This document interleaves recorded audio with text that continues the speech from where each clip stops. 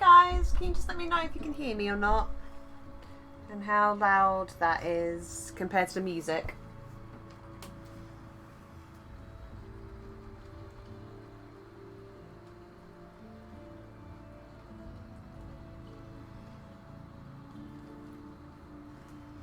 Yeah, I'm just gonna be, if anyone's in, can you just give me a shout to see how loud that is? Because it's always a bit of a joy coming back to these and not seeing whether it's too loud or not.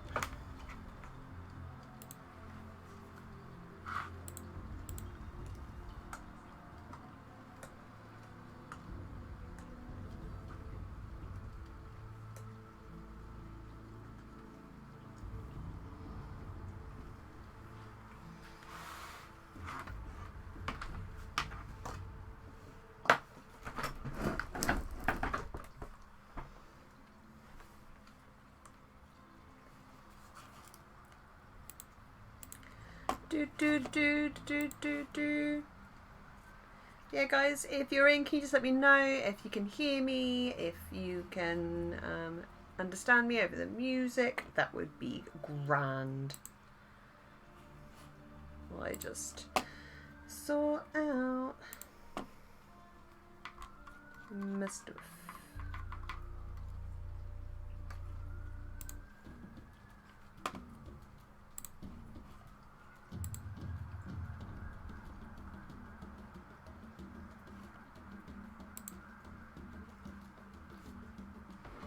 Hi, Andrew. Is that volume okay? Can you hear me all right over everything? Awesome sauce. I'm just quickly doing some more of my sharing.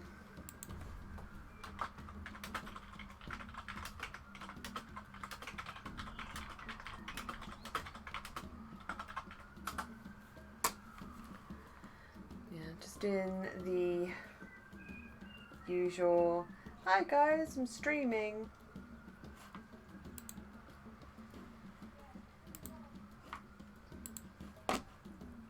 Since I don't think anyone has put any stream doodle requests, I guess I'll be opening to Twitter again.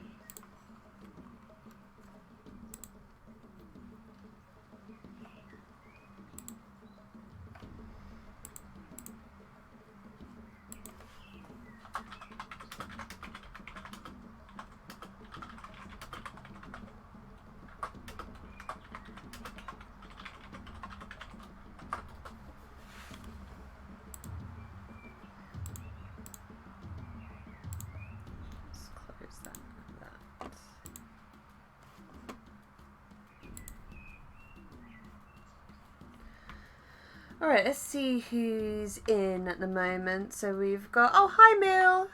Nice to see you in here as well. Hiya! So we've got Ben and Mill in. Brilliant. Well, if ever you guys have got any suggestions on what to doodle, just give me a yell in chat and we will start doodling those up, because I've been, again, working mainly on my iPad all day, so it's going to take me a while to get reacquainted with my UG, because there's always a bit of a difference between drawing between these two, and the difference in programs, and also me relearning that I can't zoom in by touching the screen, because I'm a smart person like that.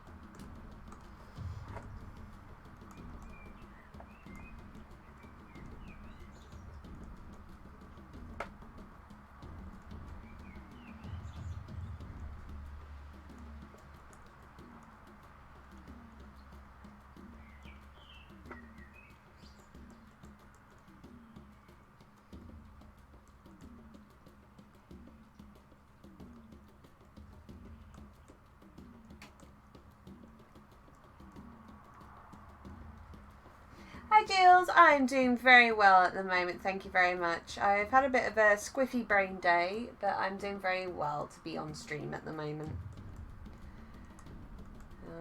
Just recently got back in from walking the cat, so I'm a bit covered in grass and a bit damp because it's been raining most of the day. But we are all good, thank you very much.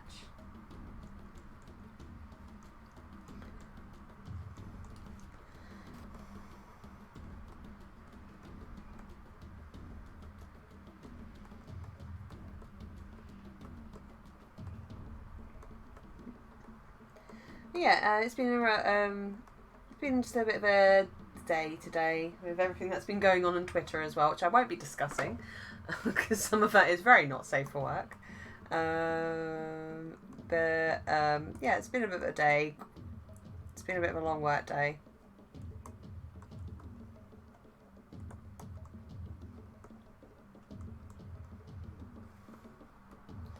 So I'm not quite sure what to discuss. I always get funny on streams because I'm always like, I know I should be talking, but I have no idea what I should be talking about. So if there's any questions you want to ask as well, feel free to ask those as well. But yeah, anyway, how's everyone else been doing today? I know Ben's happy because he finally got his leggings today.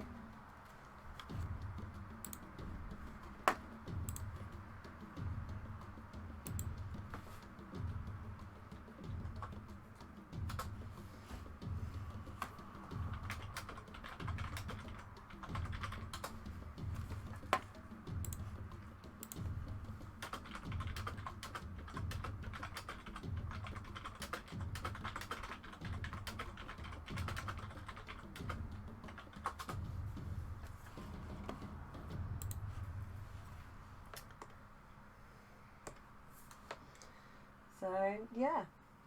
What would win a fight? A 1 horse-sized duck or 100 duck-sized horses? A duck. A giant duck, I think, would win. I've been attacked by ducks. Ducks are scary. Whilst horses can be scary, generally they prefer to run. So, no. Yeah. I think it's been a long day for a few people today. It's been a bit of a weird one.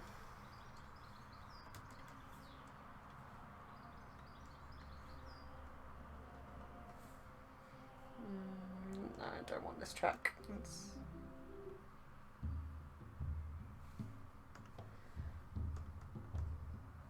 Yeah, I have uploaded a lot of Kevin MacLeod music as well. One single normal sized goose, yeah. Like, I have vivid memories of being chased by a bunch of geese when I was little and locking my mum outside the car. She wasn't particularly happy about that at the time. To be fair, I'm not sure she's particularly happy about it now, because I think... Because, yeah, geese are scary.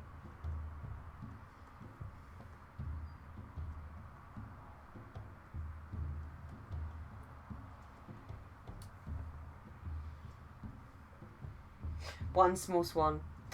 Yeah, see, small swans can be scary, but I've seen one of my friend's dads train wild swans to eat from his hand, so...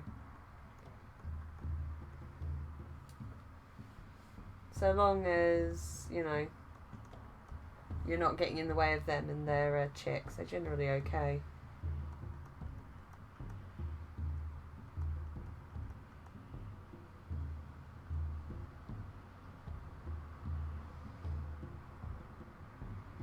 What's the biggest animal you think you could take on barehanded?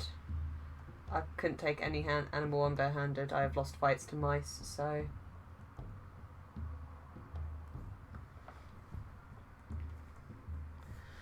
Yeah, I'm afraid that one is a no-go for me.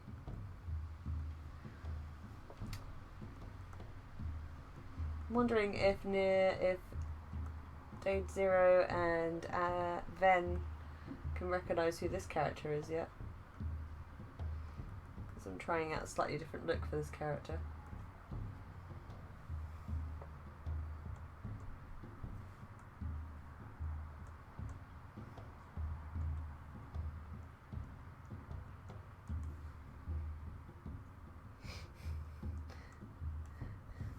The good boy? I'm not sure who you mean. If you mean the good person, then yes.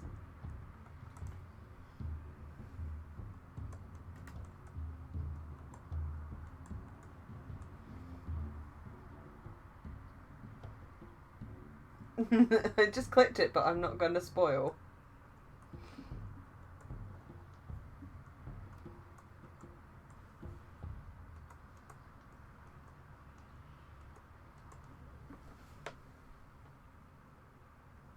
Hestia, yeah, it's Hestia. Person you guys saved from the weird techno box in D&D. Who people have become very strangely attached to.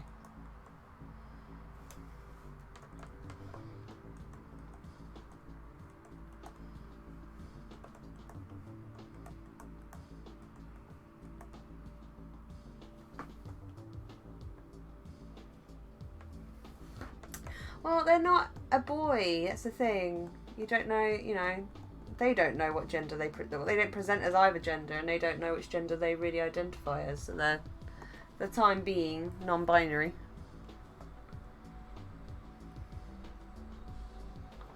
And they may remain that way, depending on what they learn.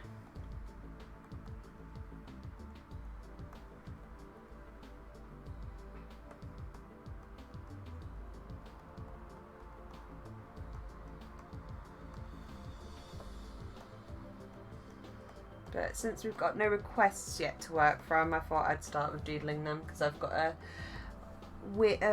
do a sticker of them because they won the Patreon poll this month for stickers. So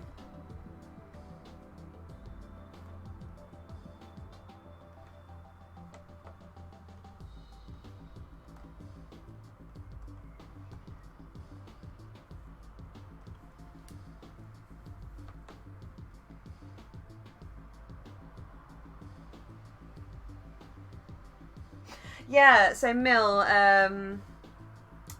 both Ven and Dade are a couple of my D&D players, and in one of the games I run, they saved this character, who's since been called Hestia, from a box a la River Tam in sort of Serenity Firefly.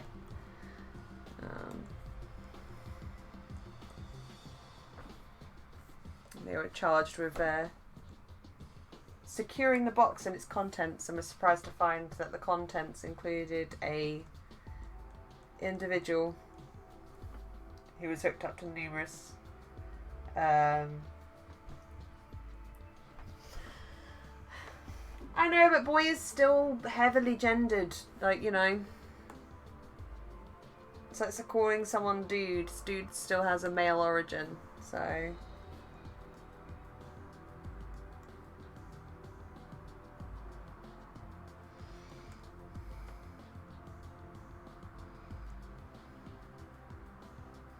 try and remember what their work uniform looks like. I say work uniform.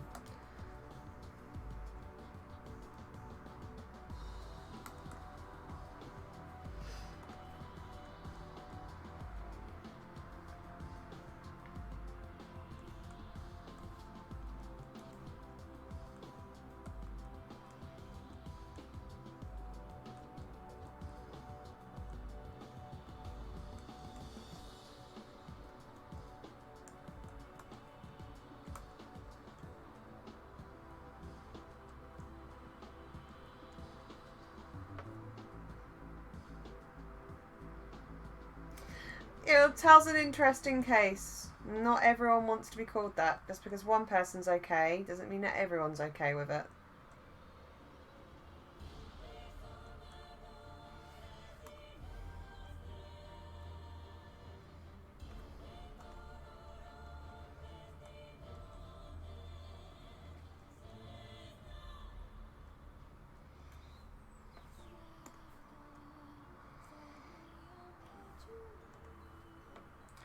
And it can be particularly tricky when if you've got someone who is trans or of a non-binary, because they may not want to be seen in particular gendered terms.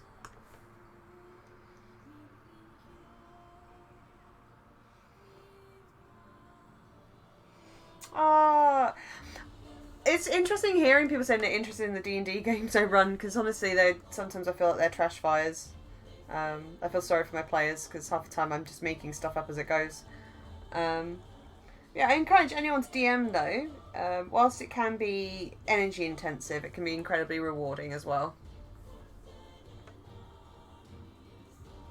So I wish you luck in your first game, like DMing.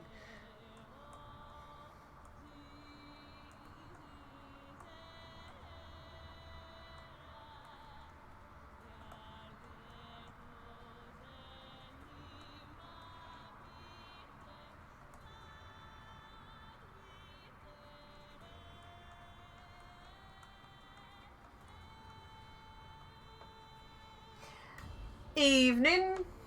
Oh. Evening, Reddit Gaming. Hiya. Welcome to the stream. Sorry, my iPad's just gone, charge me! So I'm just trying to grab the cables before that dies, because that's where I can see all the chat, because otherwise I can't see it. Plug in, please.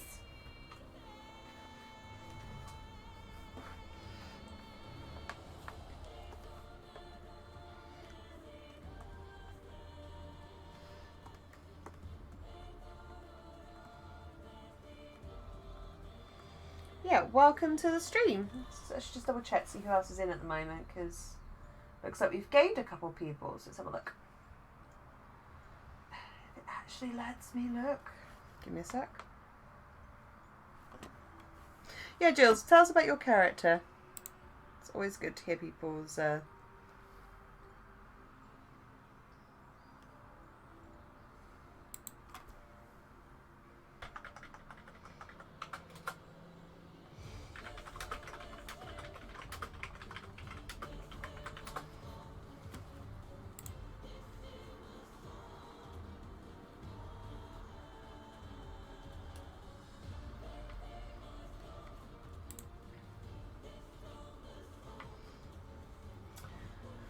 Ugh, one sec. Sorry, someone's just sent me something. It's thrown me completely off.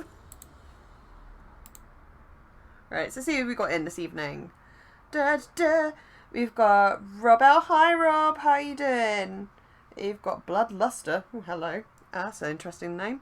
Apricot again. Hi, Apricot. Dade, Jules, Ven, Mill. We've got a nice little... And Reddit. So we've got a nice little... Nice little...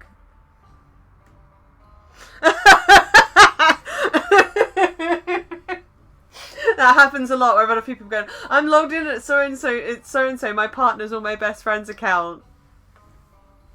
I'm drawing at the moment. This is a NPC from one of the games that I run. It's a Solatium game. And this was someone who... His name's Hestia, and they were recovered from a box a la Rivertam from sort of like Serenity / Firefly.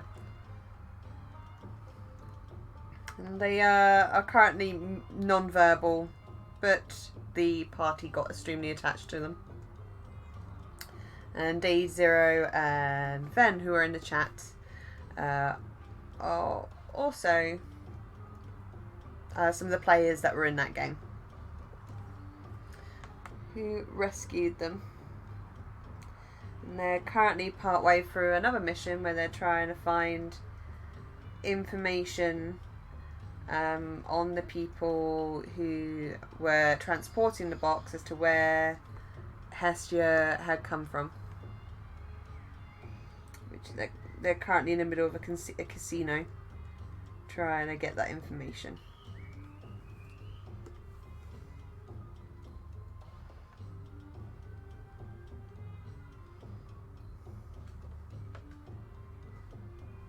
Yeah, good, smart plan.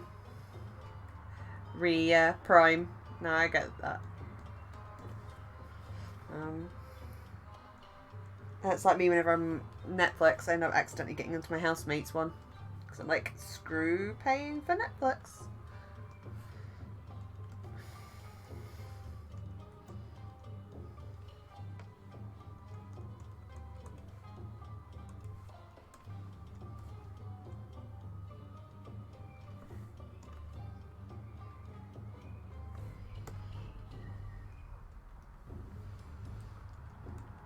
Yeah, I'm debating doing a comic series around the Staff of Braxis, which is where Hestia is currently staying.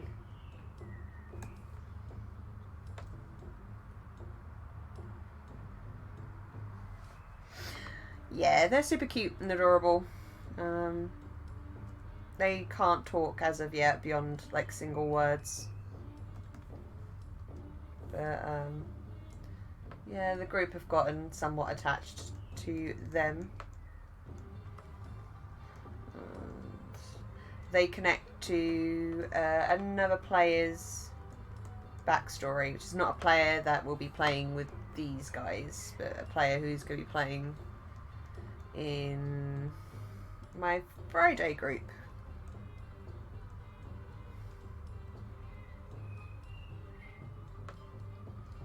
So we'll be playing with Ven.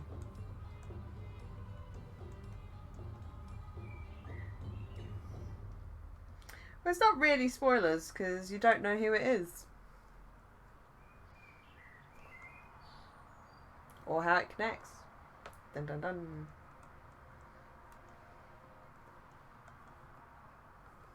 Yeah, this is them in their one of their Braxis uniforms, which is the bar's uniform.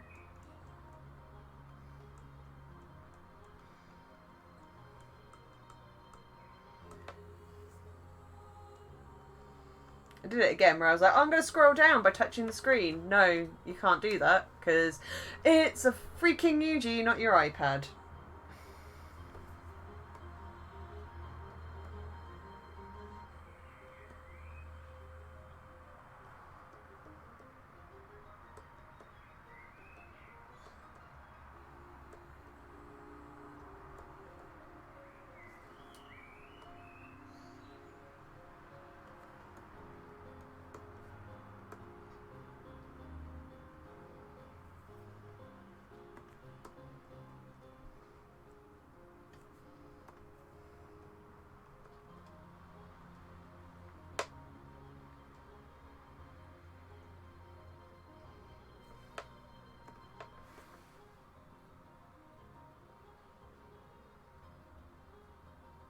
That's a really cool background, Jill, seeing that coming up. That's a really cool story.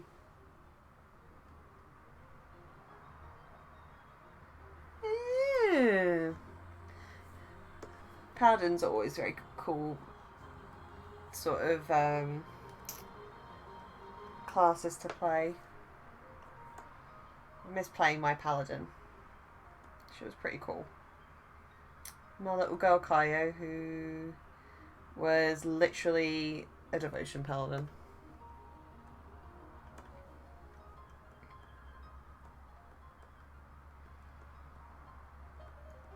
Everything she did. I was wondering why it kept looking wrong every time I was trying to draw the hand like this. It's because I'm drawing the hand like it was the inside when it's actually the outside, so it's a little finger on the outside. I always do this with hands. Always.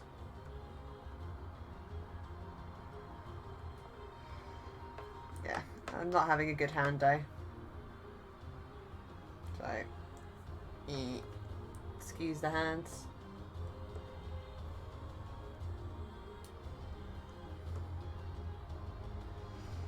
It's alright, it's only supposed to be a warm-up, isn't it? So...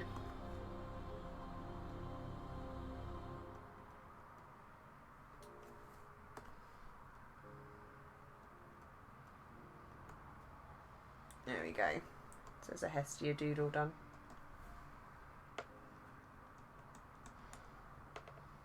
The head's still a little bit big, so let's just resize that.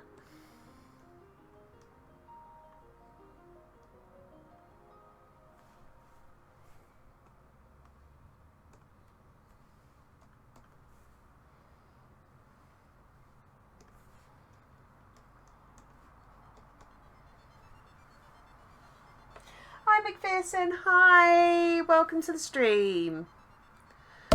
Settle yourself in, we're just doing some quick doodles at the moment so I can get warmed up, and then I'm probably going to do some Caleb from Critical Role costume breakdowns because I've been requested by a cosplayer if I could do that. So that's one of the things I'll probably do this evening, and then we'll see how the rest of that goes.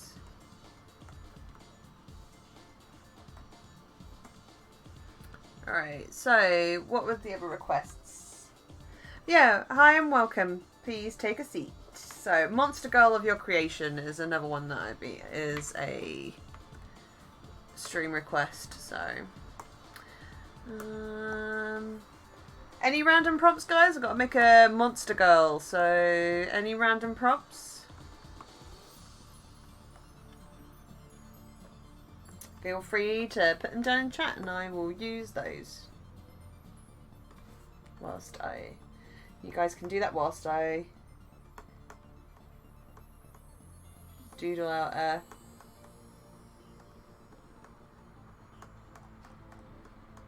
base.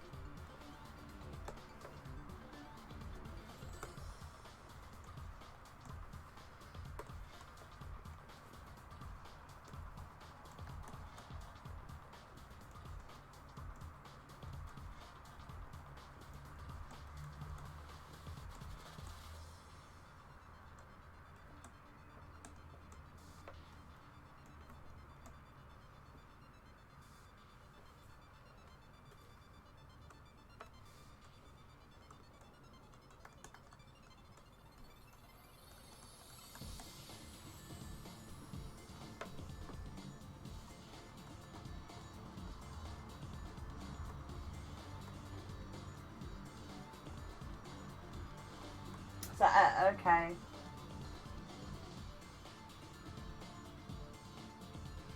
Tell you what, we'll do two. I'll do a quick one of an Aboleth girl and then I'll try and do a Hydra one as well. Because I think that's quite a cool idea. So, let's have a quick refresh of what a Aboleth looks like, even though they are my favourite creatures.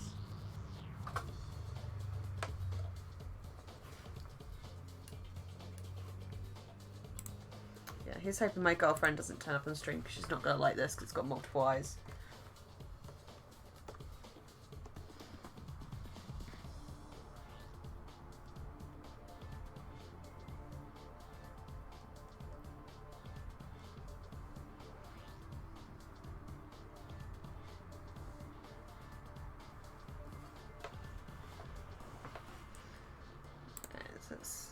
Tell you what, let's just copy and paste this image rather than me going backwards and forwards.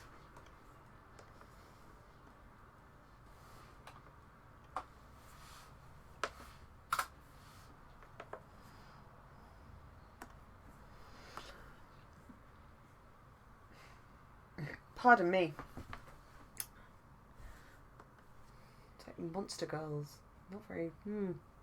This is a little out of my usual wheelhouse. But let's give it a go.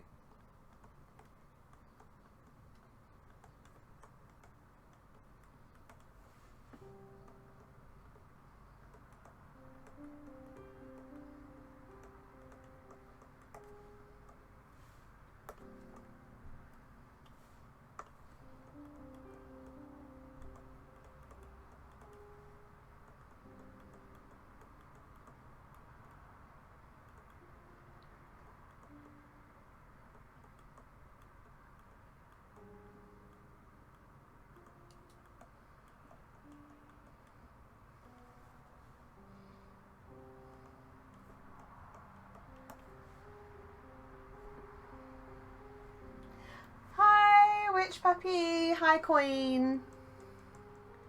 It's nice to see you as well. We're currently drawing an Aboleth monster girl, which is interesting because I don't think I've ever had to do anything like this before, so...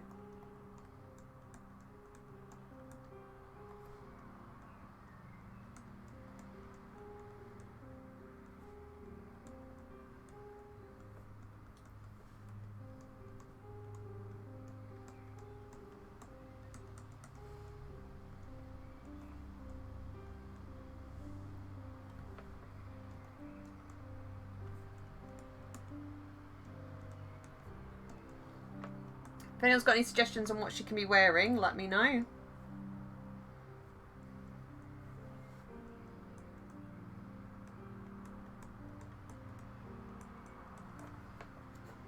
Because that would be cool.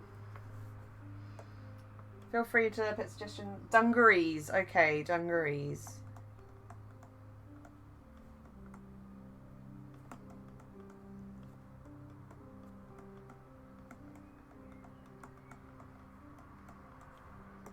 Give her a t-shirt to go underneath.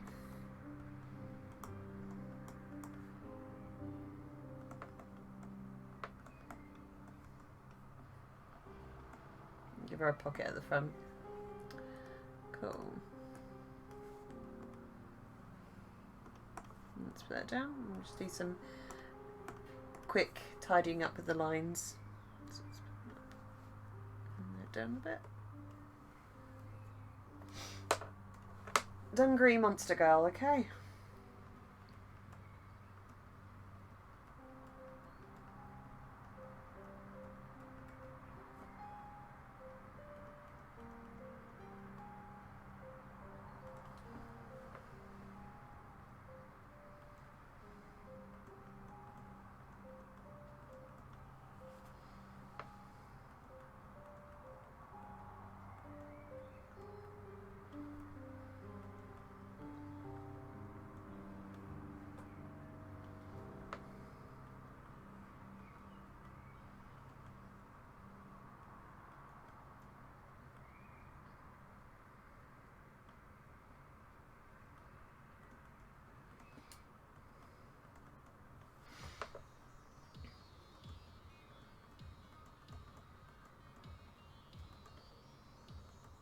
Yeah, because aboleths are like my favourite D&D creatures. So like, any opportunity to use them I do at the moment. Much to my players' distress. Alright then, see you back in a minute.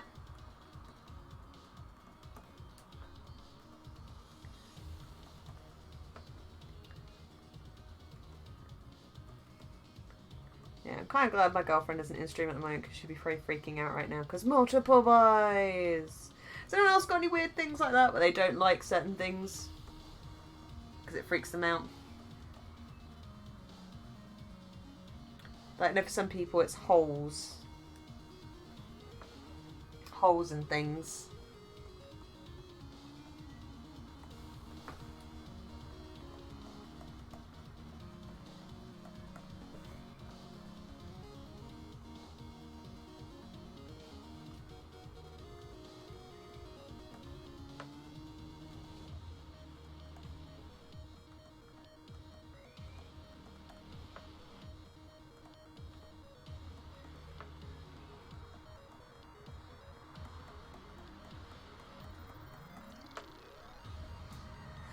Spaghetti.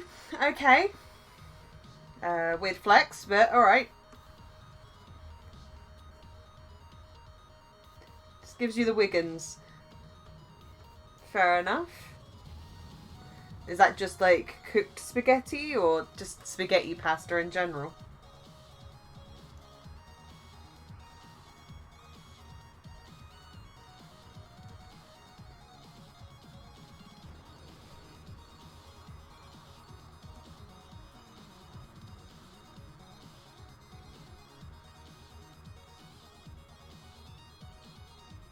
Oh, it's cute, Jules. I really like that backstory piece. Super cute. Holes themselves are pictures of plants and things that, as they use as examples. Yeah, some of them are a bit off-putting. I think lotus seeds get used a lot. To be fair, the fear of cows I can understand because cows can actually be very dangerous. So can any sort of large herbivore. Because as cute as they are, and as much as, you know, they can be used by people, they can be exceptionally dangerous. Which I think a few people forget. I did it again. I tried zooming in using my fingers when I can't do that because it's a Yuji, not my iPad.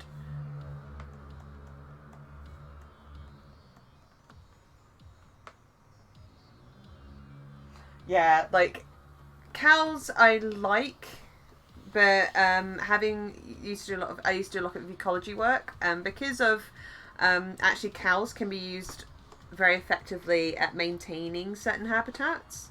a number of our reserves had cows on, and we'd be frequently given warnings about, you know, as much as they are docile, to be mindful, particularly when one had a calf, because they're like, you know, the mum will be protective and she doesn't know you, so do be mindful.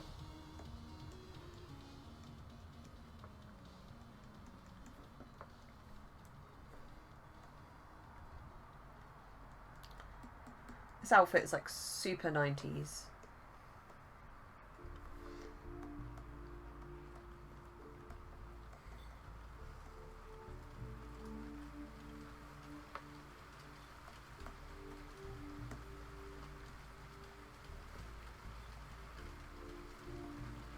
So I'm trying to remember how dungarees even look, because like I've not worn dungarees since I was a kid.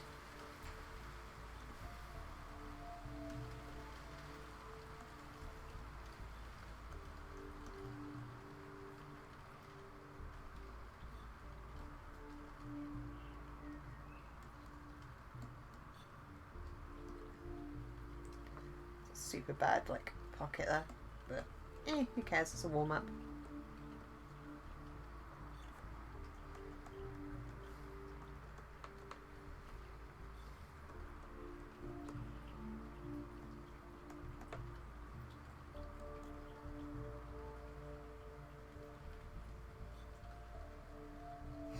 Let's have a check. If it's lagging, let me have a look.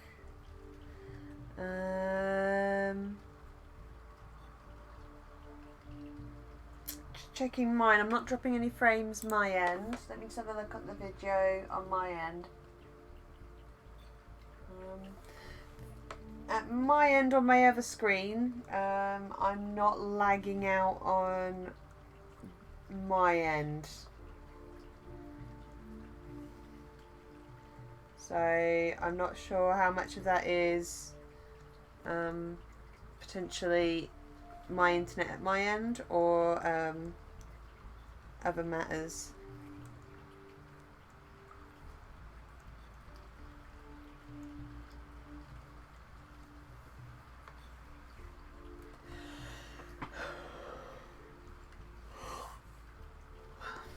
Oops, sorry, I'm yawning away already.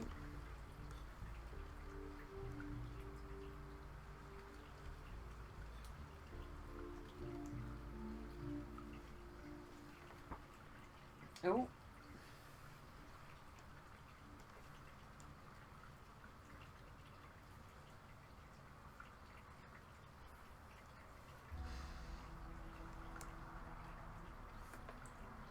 So it looks okay at my end. But do let me know, guys, if it's lagging out for people so that I can investigate. Alright, let's tear that down. So yeah, so we've got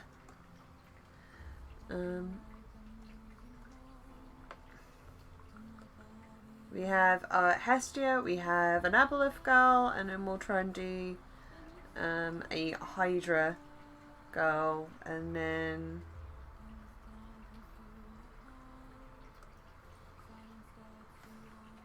we will probably then move on to me doing Caleb's designs.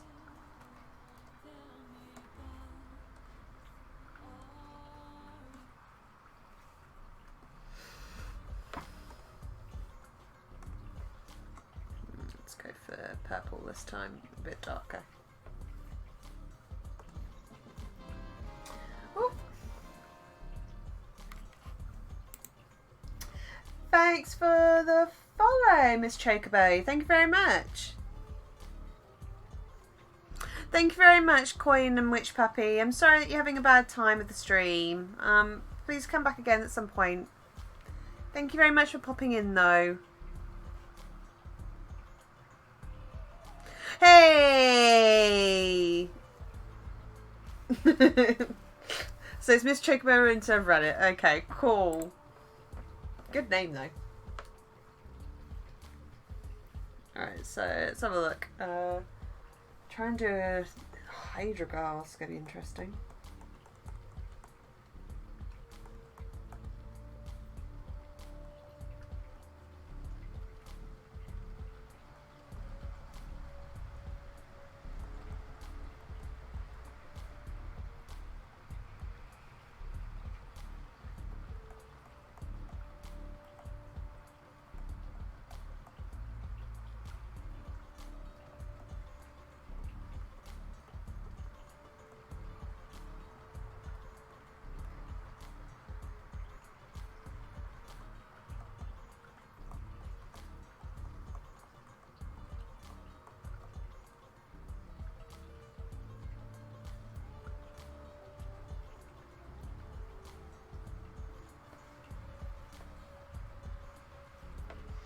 Yeah, living a dungaree life.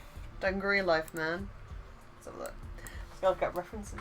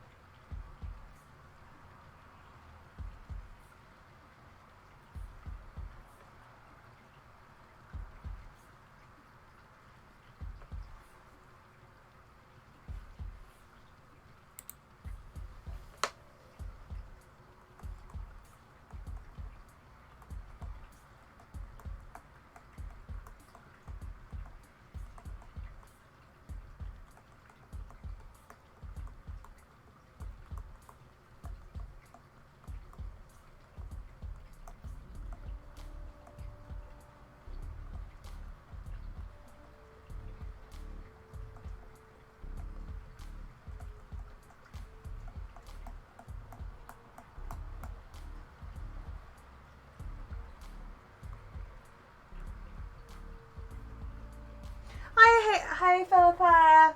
Trying to draw like some monster girls and yeah, trying to draw a Hydra girl is interesting.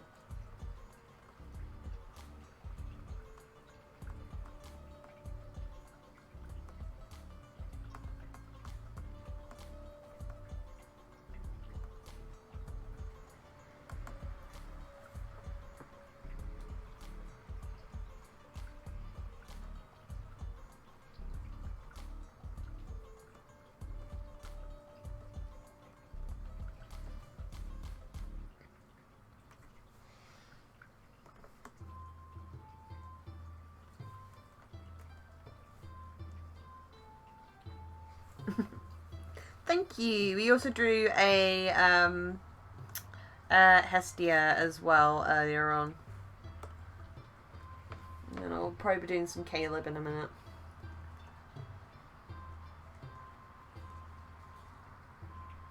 If anyone wants to name some fashion style types, and we can try and give each of these heads a different fashion / personality.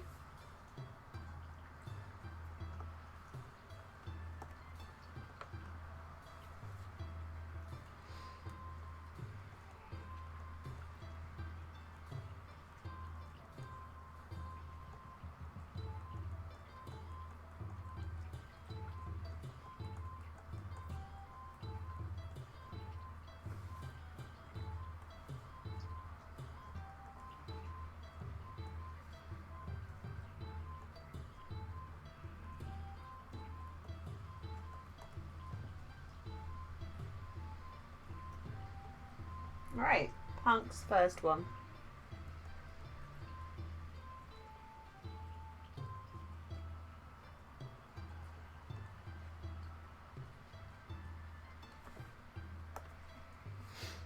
So let's give her a nose ring.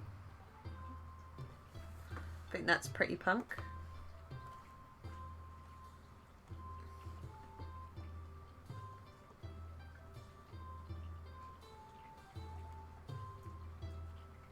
Give her a bit of eyeshadow there. Blacken her lips a little bit.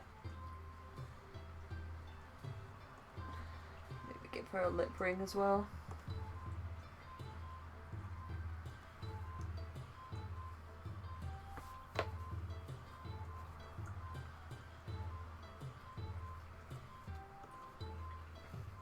I've already drawn the Aboleth one then. I'll show you in a minute.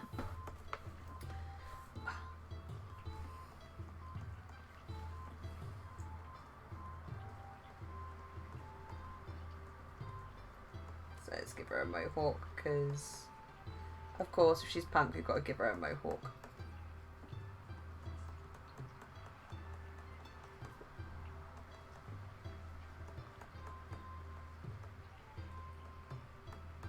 Because there's no other hairstyle that is Punk. Punk enough for that, I think. So definitely let's go for a nice cool mohawk. Let's colour that in. And just sort of shade where her hair is and then just do a little bit of her ear there. Just put a couple of piercings on that bit there. Add to the aesthetic.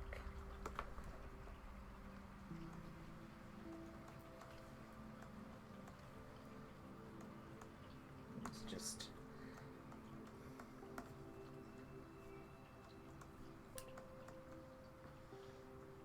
work on the body in a second.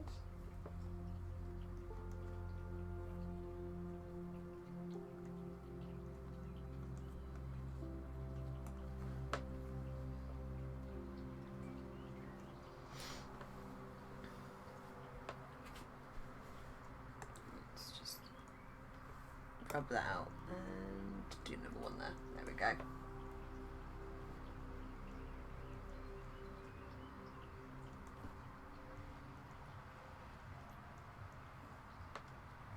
Let's give her a little scar there.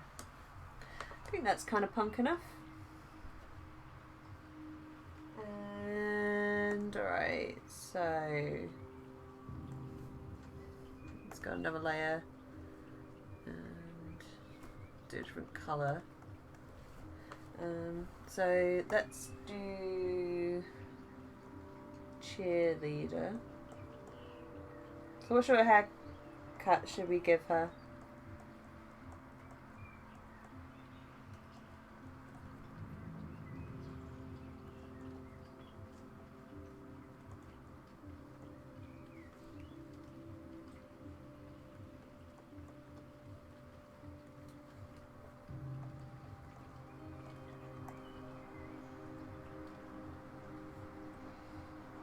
What sort of haircut should we give her? Should we give her like a fringe?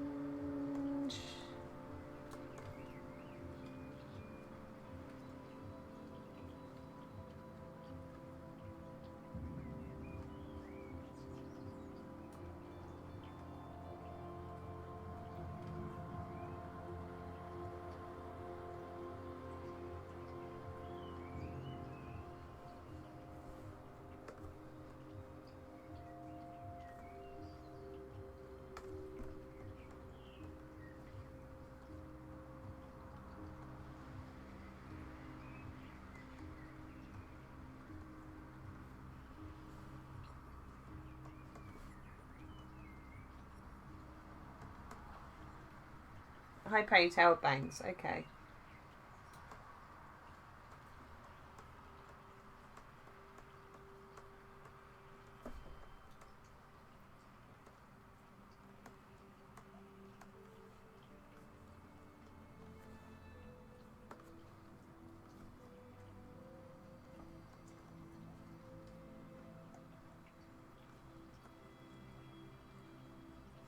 Redo her lips because I'm not happy with that. So it goes some bangs in that, and then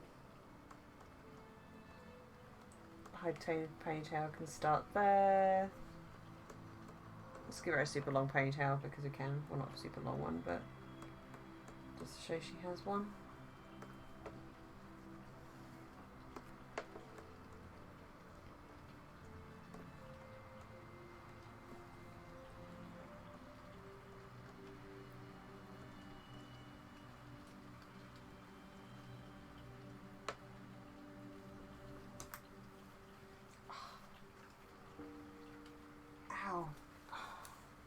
Sorry, I've definitely been bitten by something today. Ow, ow, ow, ow, ow. Right. There's that one. What should we do for the next one?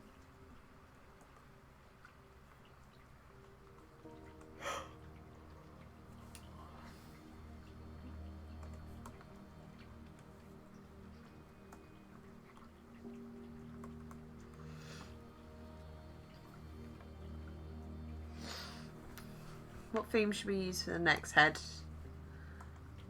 Probably got a burp. Are you sorry for burp, guys?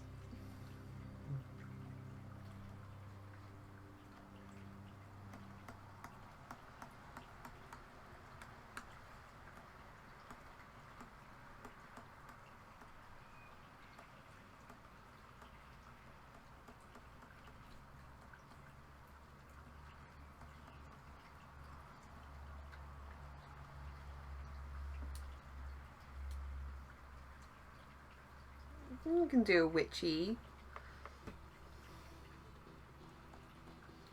So what should we do for her hair?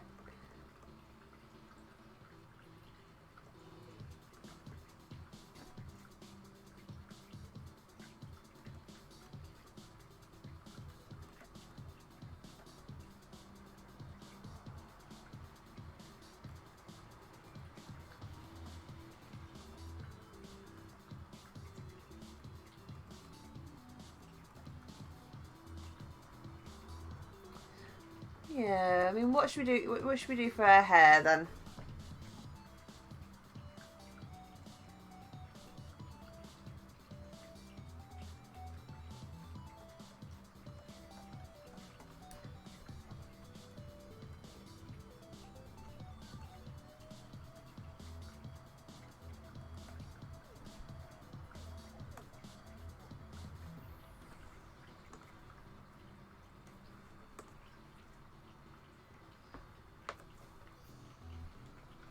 You can do a curly bob.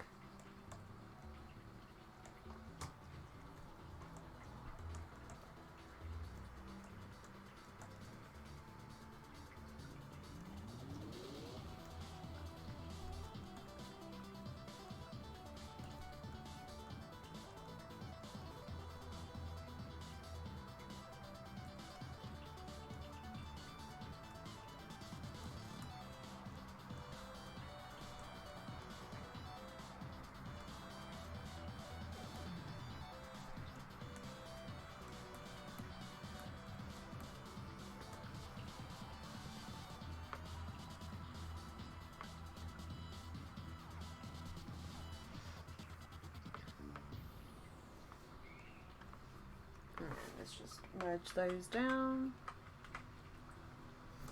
and just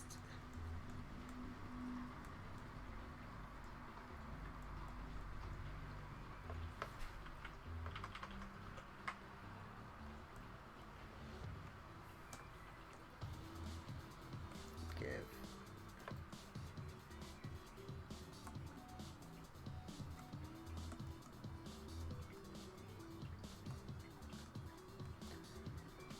her a sort of blackish top. I think that works.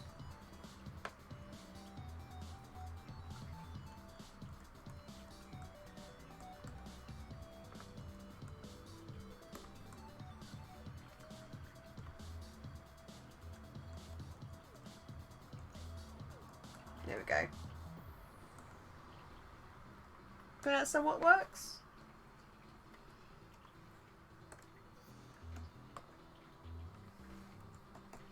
So there we go. Yeah, it's 8 o'clock, so we'll start working on those Caleb sketches in a bit. But there we go. Got Aboleth, Hestia, and a attempt at a Hydra goal. Right. So let's move on to some Caleb sketches then. So let's save this. Some doodles.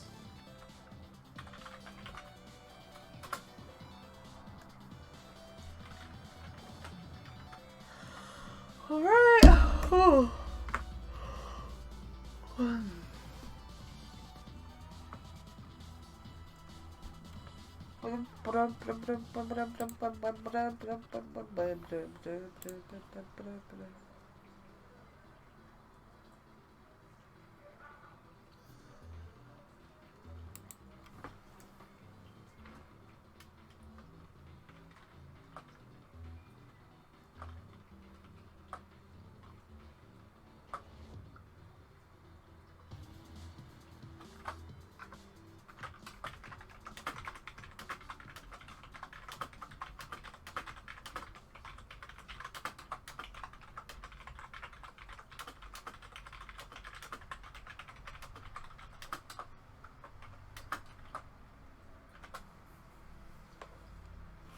Yeah, Caleb's not my favourite, but I do find him interesting. So I'm just going to get the design that I did last year, because I've got a cosplay group who are going to Takomi in, I think, Germany, and they are all cosplaying the designs I did of the Mighty Nine last year, which I'm very honoured that they've done them. and they're looking really good so far. But because of the way that I've got Caleb, so if we can have a look, he's largely very covered. So she's asked if I could do a bit more of a breakdown on him. So that's what I'm gonna do. So let's turn it that way. Just minimize that a little bit. Hi Kirsten! Welcome to the stream. Feel free to make yourself at home. Everyone's friendly here. Old timers, please look after the newbies because we've got a few newbies around, so please be nice to them. Show them where everything is. Show them where the snacks are. Show them where the heckle buttons are. But please be nice to them. But yeah, hiya. There's no need to worry about being late. Like, I streamed for a couple of hours for that reason. Also, The Witcher's a very good game. Never apologise for playing The Witcher. Never apologise for playing The Witcher. So, I've now just got to quickly do a pose. And then we can start breaking down this costume a little bit. You also begin to realise how much I actually hate feet, which is something that my girlfriend also pointed out the other day. She was like, yeah, I've noticed that all the commissions I've got of yours, you didn't draw the feet. I'm like, yeah, I don't like drawing feet.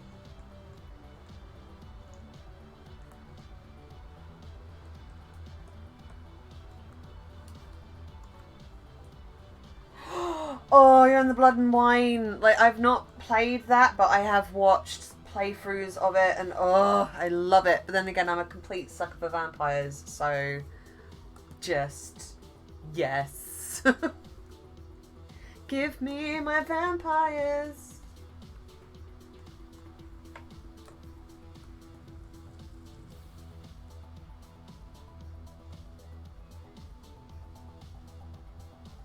What's Sonic when it's at home? Is that supposed to be Sonic?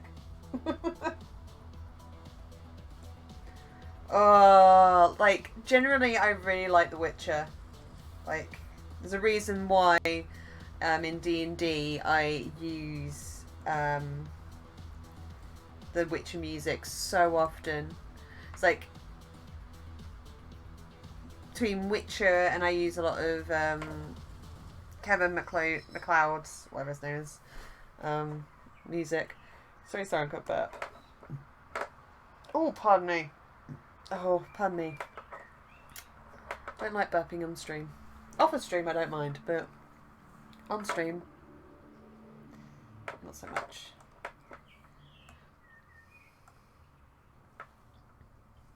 Let's put this on.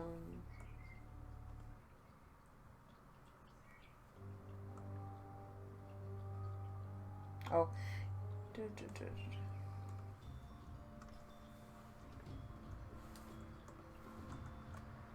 let's refine this down because it's not quite his body build here. So let's refine that down a little bit.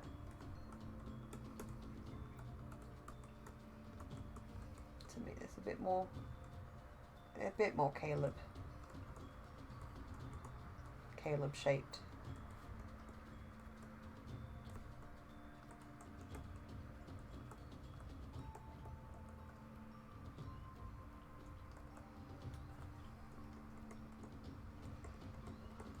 Not hugely Caleb shaped, but a bit more Caleb shaped.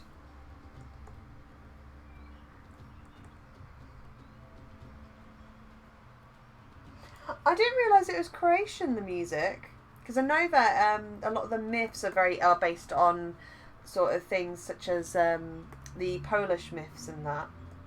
Because my friend who's Polish, when she was playing it, was like, oh, that's curious.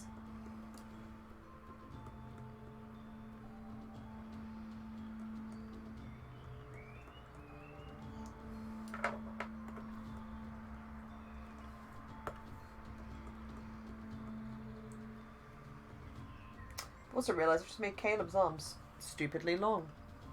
Either that or I've made his legs really short. Probably his legs are short, so let's just sort that out. There we go. Instantly better. Yeah, I did realise it was Croatian.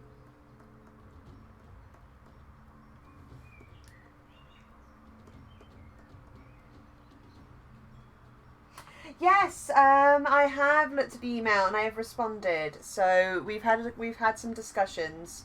It's basically a case of we're going to have to look at when is going to be better for me to come up, because where I live in the south of England, so I've got quite a way to travel. So yeah, we've had some discussions and I'm waiting on some further information. But I have said that I'm happy to do it.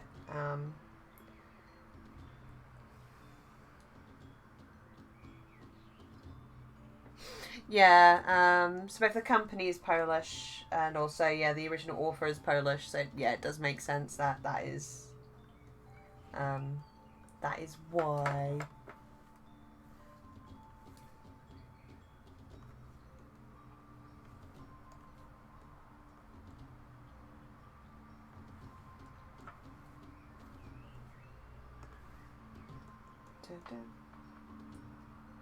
Oh no, that's alright. He probably hasn't confirmed because of it's a case of you don't want to confirm anything until it's set in stone and that. And as I said, like, we were in a discussion about what's going to be suitable, because where I've got to travel quite a distance, so that whilst I'm happy to do it, there's also things that they've got to make sure that they've got the funding for it, and if they've got anything else, it's yeah, it's a bit yeah. I'm very excited though, because I've been invited to go to, because where I gave a talk at the comic arts and cartoon class that is held by Staffordshire University. I've been invited to go to their end of year art show, which is extremely exciting, and I'm really looking forward to seeing their artwork and what they've done at the end of the year. So I'm just super excited about that. So, well, we've got our mannequin. So we've got our loose start. So for cosplayers, I don't need to worry about what his underpants are. Usually, if I was doing this as a comic concept, I would figure out their underpants and that. The reason I do that is it means then if you've got a plan of what everyone's wearing, and even underneath their stuff, if they lose pieces of their clothing or anything like that, you don't have to think about it because you've already got that designed. So let's have a look, because it's been a while since I have looked at this design. I've got to remember. Alright. So.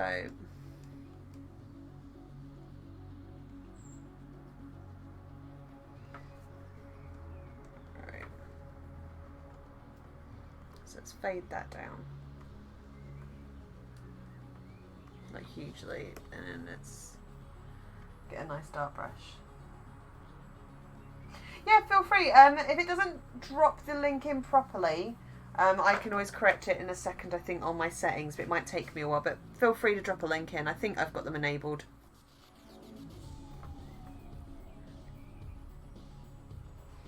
So, fun fact, with Caleb's costumes, the one that I'm drawing here, parts of it were inspired by Russian designs. Because I did have a look, with the exception of Knot and Jester. I did actually look into like historical designs of what sort of inspiration for costumes. And to be fair, I want to redo Jester's one, because I've fallen in love with some Russian dress designs, and I'm just like, I like these.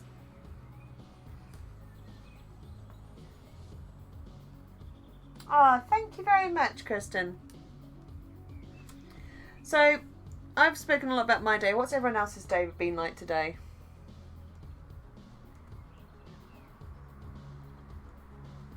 What has everyone else been up to?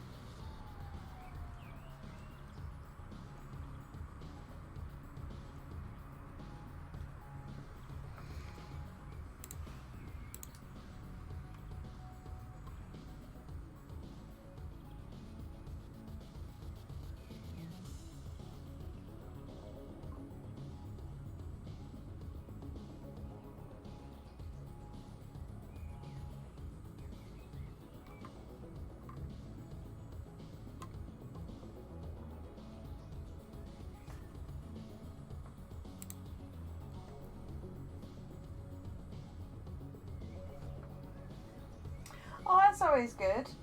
That's always good about like that's a nice thing of when you've like finished uni for the year, is that you can do things that you were previously sort of, what's the word for it, that you were under pressure to do, but you no longer are.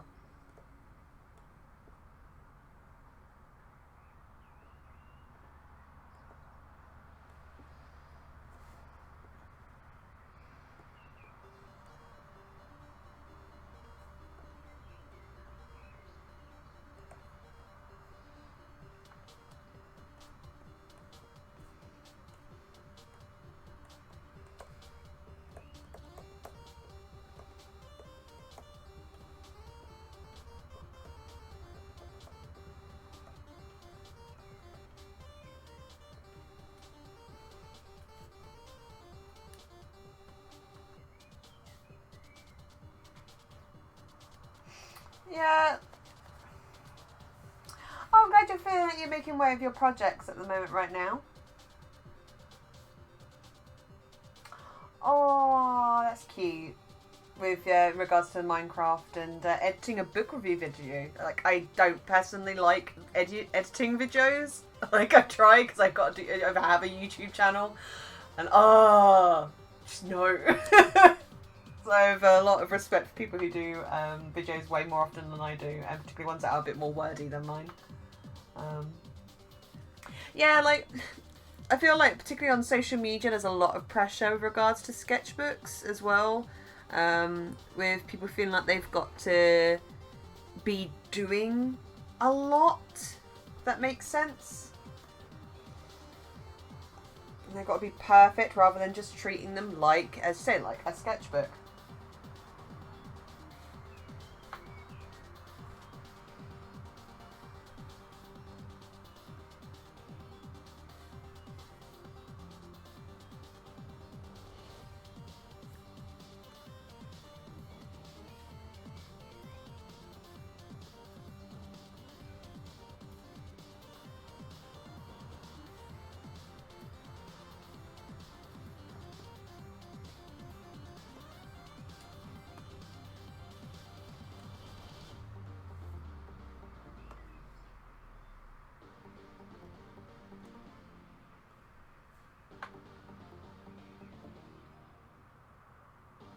Oh, I'm glad it's making it less stressful, because, like, yeah, I hate video editing. And lucky enough, with most of my videos, they are just time lapses, so they aren't particularly too strenuous.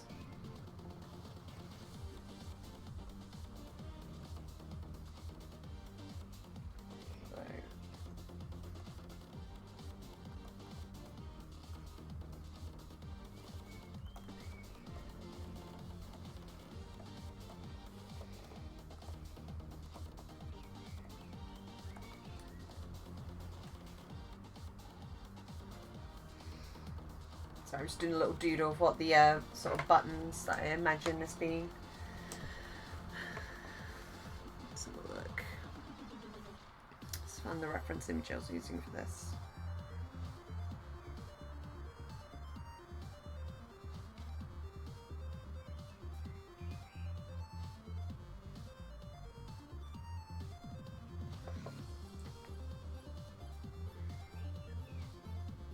Really need to invest in some like historical fashion books when I get some money, so that I've got something for references that I can, rather than just relying on Google.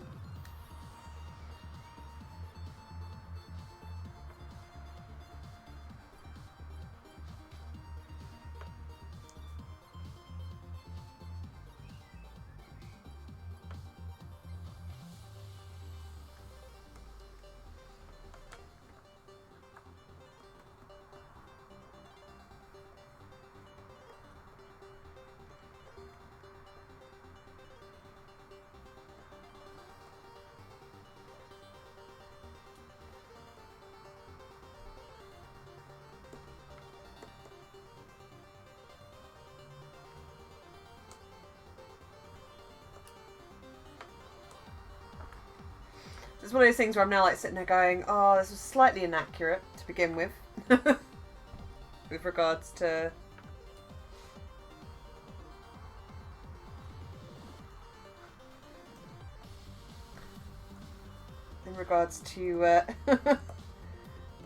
bits of the storytelling that the group was doing on regards to Caleb.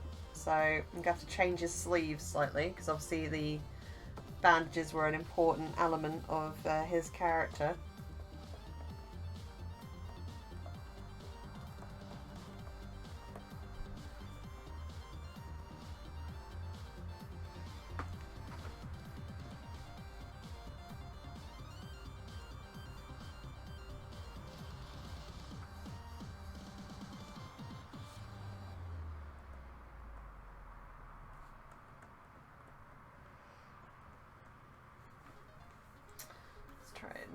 If I actually want to go back a little bit on that. So let's rub that out. Let's just do his arm first, and then we can go with whatever I'm going to do with this.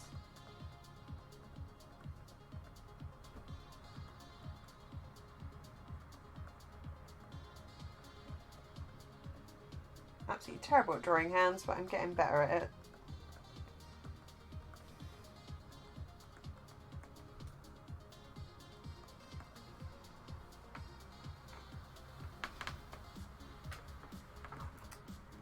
So if there's anything that you guys think I should add to this as well, like you think would be important to add, do let me know.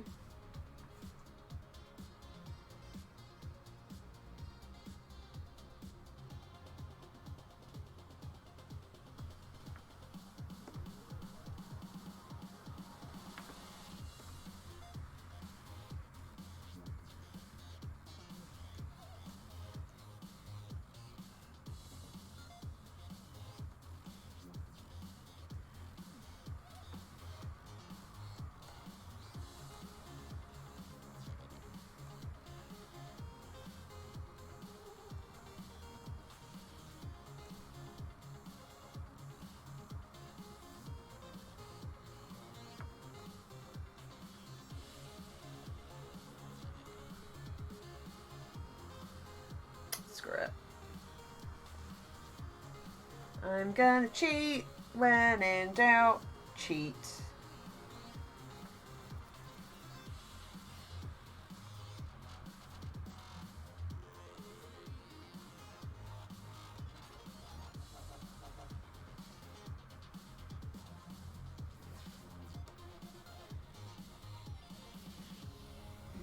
Oh, pardon me.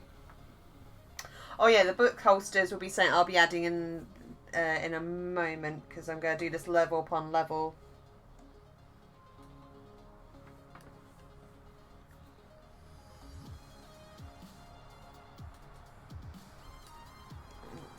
Starters.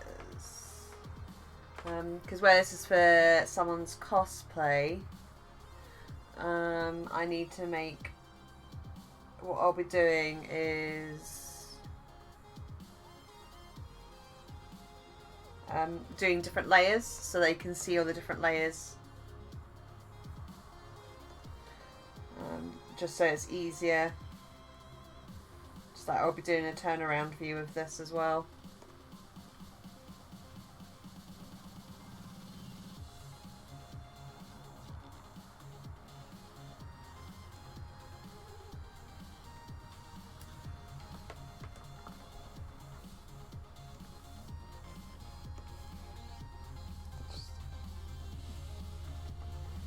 That on for knee placement, so show that that's below the knees. Now these trousers are supposed to be baggy. Alright, feel better soon, Philippa. Have a nice evening and take care of yourself.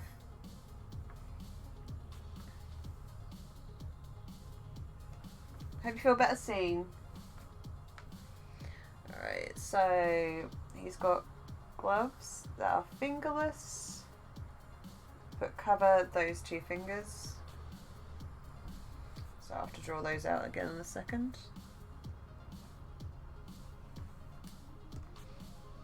And that also cover up this hand as well, so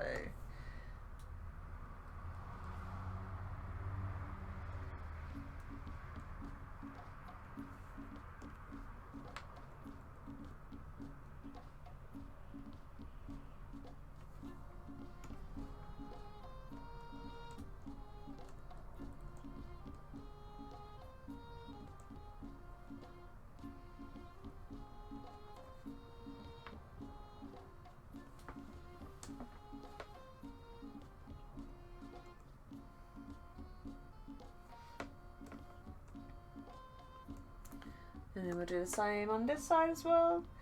This is slightly based off of a Casey's idea of Caleb's gloves. So that is, I can't remember her handle right this second on Twitter, but she's the girl that came up with the concept of Vax having beads in his hair, and I really liked her concept for Caleb's gloves, so I'm just stealing a little bit of inspiration from them.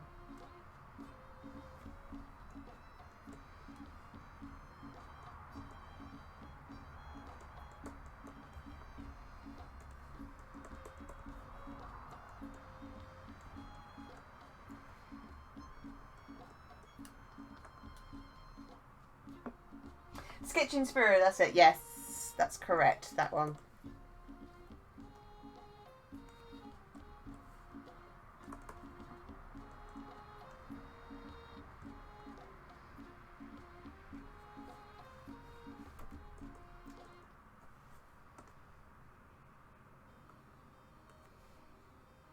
So there you go. So I think that's relatively clear. It gives them something to run off of. We can do some colour swatches in a minute.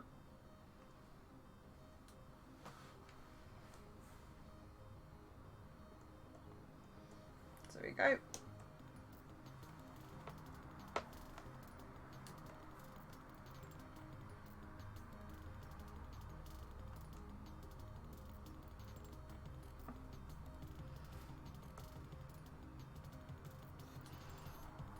So there's the first bit.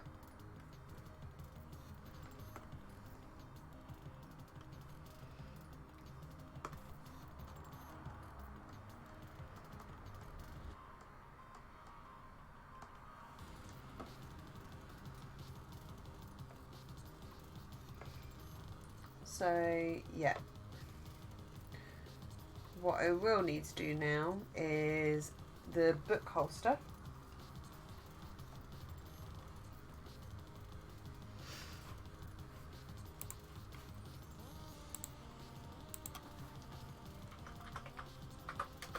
Which I think is becoming a bit of a fashion thing at the moment, isn't it?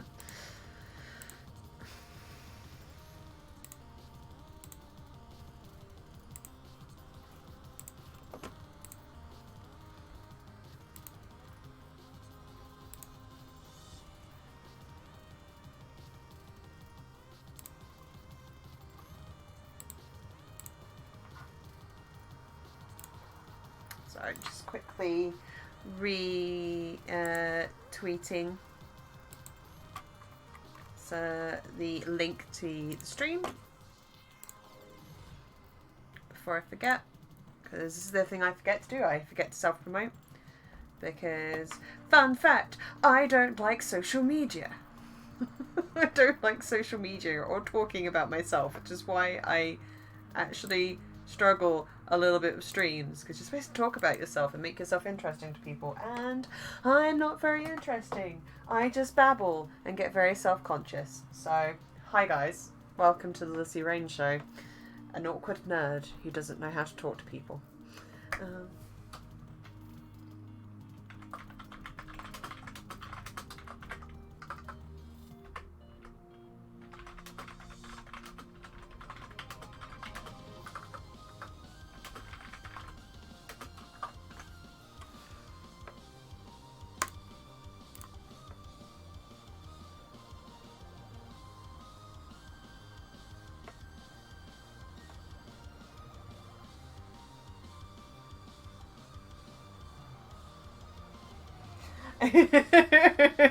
I suppose most of us nerds are self-conscious, but yeah, there's a reason why my friends say I'm like Keyleth, because I will just full Keyleth on things.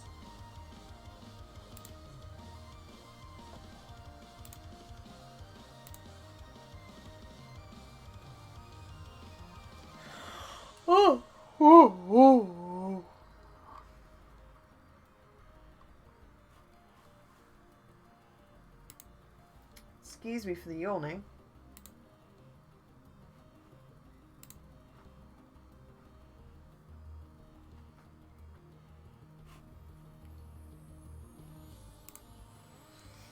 Alright, let's try and think about these book holsters. Let's have a look.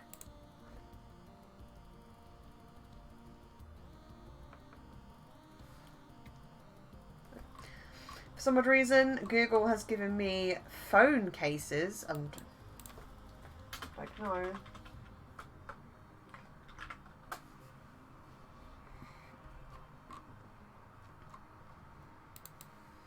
Let's put wizard in that. Book holster wizard. Will you actually give me book holsters this time, not phones? Searching for references is always interesting.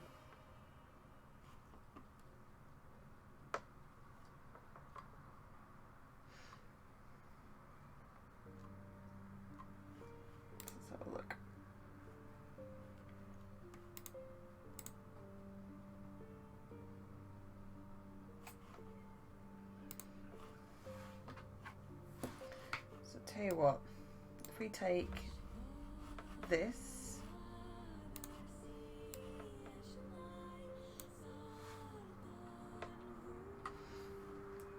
alright, so let's actually do some quick colours on this actually, and then I can compress it down.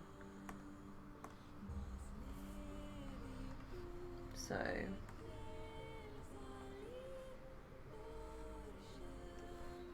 let's push it slightly more grey.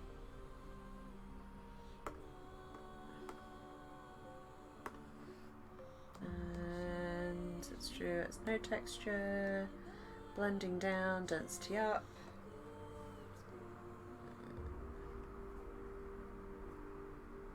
Make sure that I've got that colour selected, yep. Move it onto here, deselect that. There we go.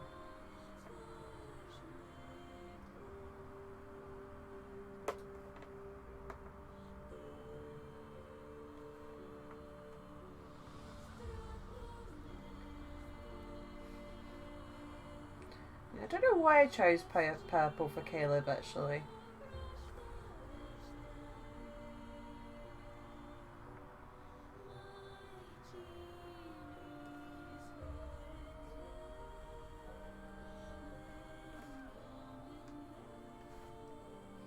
I think it's because if I didn't want to give him a white shirt, because we so often in fantasy, for some odd reason, we give white shirts when they get so dirty so quickly. But I think it's because of white would have been the cheapest, because it would have been the natural colour. I say white, it would have been like a cream, beige sort of colour. Colour of the natural fibre.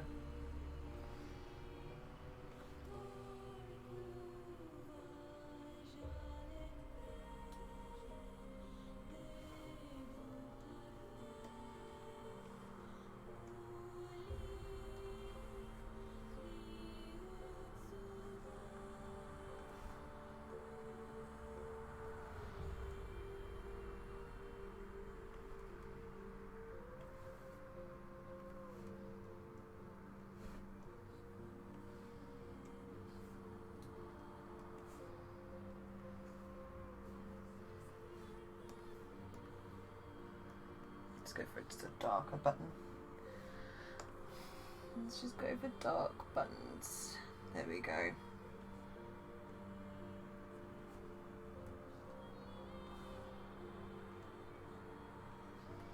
Just some basic.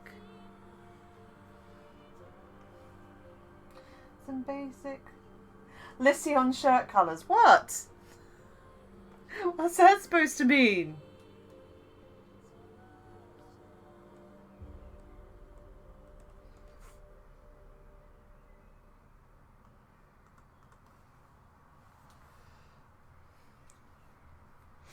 Today on Lissy Does Shirt Colours, look at the nice dark grey colour. Boom, boom.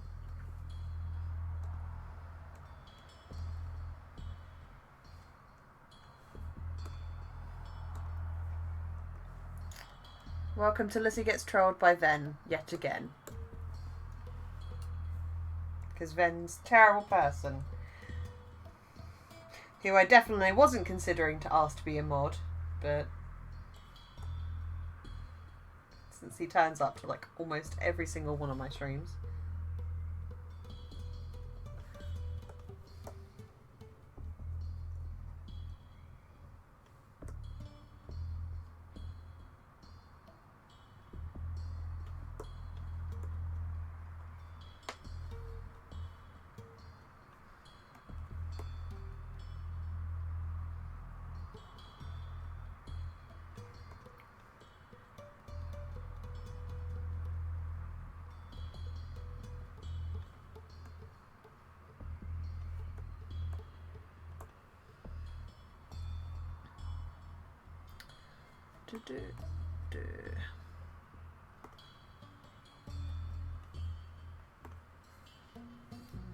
Just quickly like this, so some more purple. Yeah, whilst we're in here, guys, do feel free to ask any questions or anything whilst we're here, because I'm trying to talk and trying to keep people entertained, but I often forget to talk, so do feel free to, you know, ask questions. Ask questions, shoot insults at me, the usual.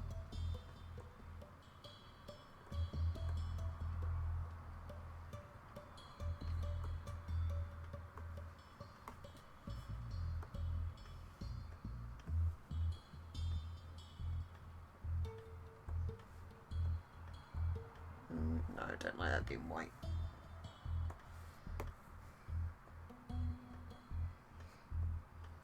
Not sure about it being purple either, but it'll do.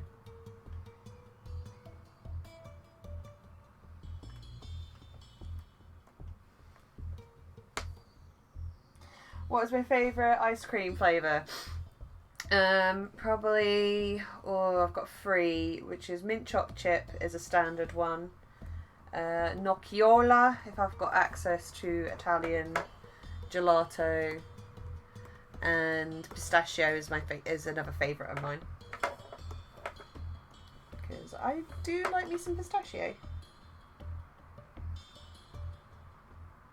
But generally, ice cream I'm pretty good with lots of flavours, all except chocolate. I don't particularly like chocolate ice cream, or strawberry for that matter, or banana. But most others I'm pretty good with. Just basically, long story short, I don't particularly like Neapolitan ice cream, because 2 of those flavours I won't eat. And the last one's vanilla, so I might as well just have vanilla ice cream at that point.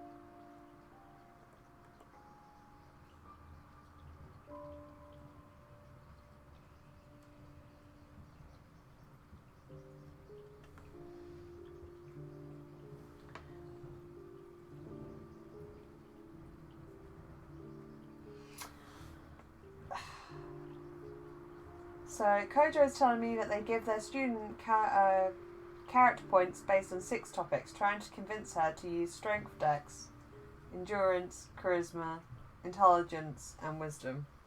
What, you mean they don't want to use YOLO? Was it YOLO Yeet? What was the other ones? Like YOLO Yeet as an intellectual. Just give them the meme versions. That's what I would do. Then again, when I did have students, I used to literally teach them sign language by signing them things like sorry, not sorry at them. Because I could.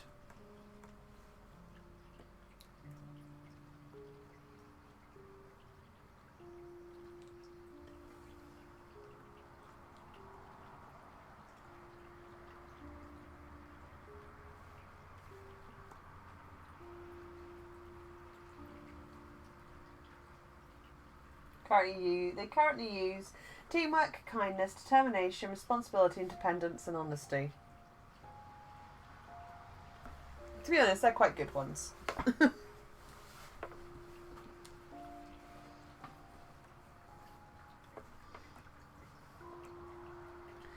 Right, so there is Caleb's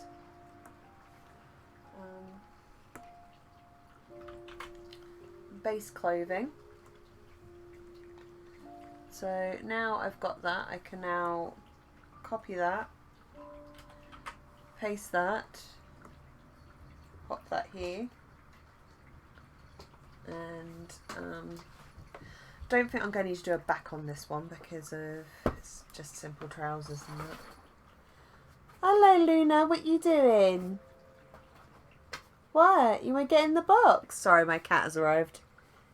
Get in the box. Oh, and we're in the box. Okay. Yeah, my cat has a real thing for boxes.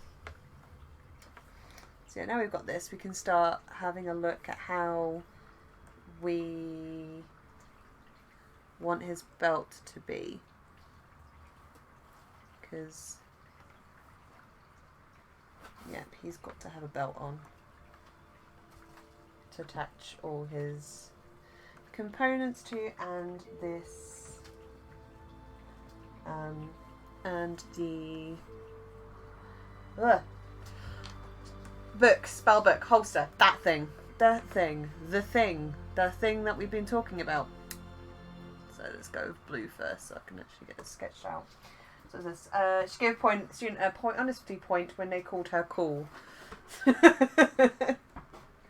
Well, to be fair, her doing that is probably why they think she's cool.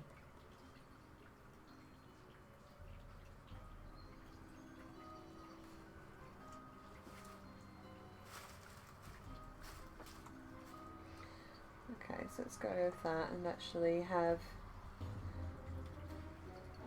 the book attached under his arm.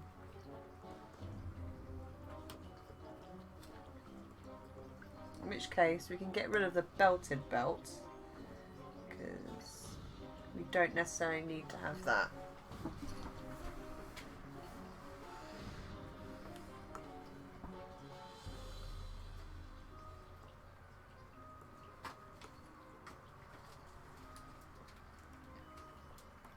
Have that instead.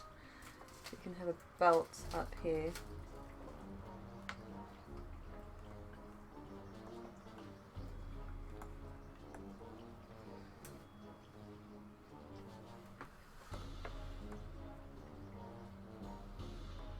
Yeah, I bet it's a pretty cool move from a teacher, you know.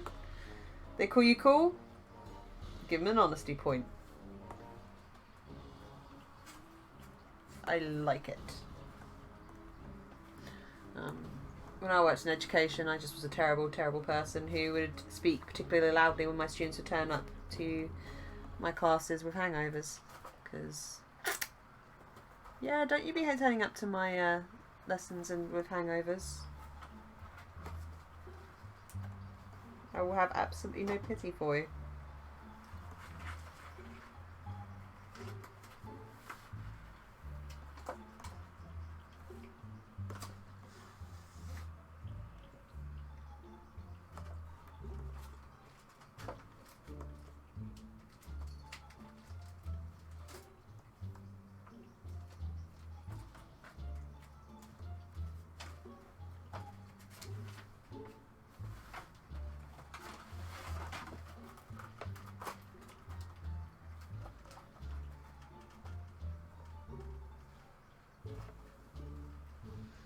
Right, so there's his book holster. And then let's just have a quick look at these historical references for belts, because I've got a feeling it's going to be a fabric wrap belt, potentially. Oh no, we could get away with it. Oh, excuse me guys. Ah.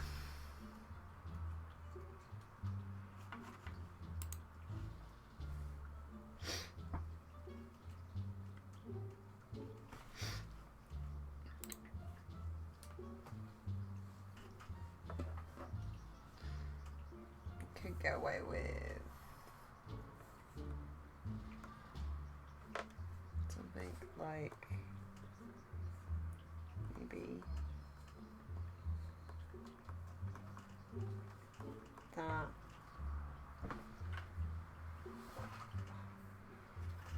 Why has it got so dark? It's got dark because it's getting dark in here. No, it's not what I wanted. Try and turn the screen brightness up on my tablet. That's not working. Nope. Unless he does technology. It doesn't do technology particularly well.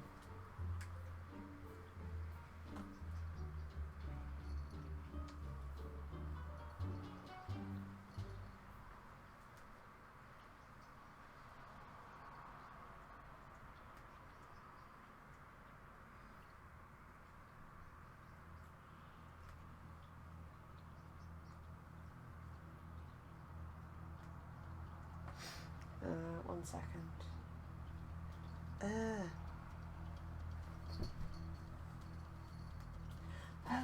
What was I doing? I don't know what I was doing. I was trying to turn my tablet light up, but it's not working. So, yeah, book holsters are awesome. So, who have we got in at the moment? Oh, we've got Virgo Pros in. Viren. Oh my gosh, that looks like a German name, and I'm not sure I can pronounce that. But hello. V&K, we've got Rob still, we've got Miss Chocobo, Mills, we've still got Emma McPherson, Lurks, Lord Ven, Kristen, we've got Jill still, we've got Dade, and we've got Commander and Apricot. So, thank you guys so far for staying so long. Some of you have been in from near the beginning. So, let's have a look. So, let's give him a pouch here.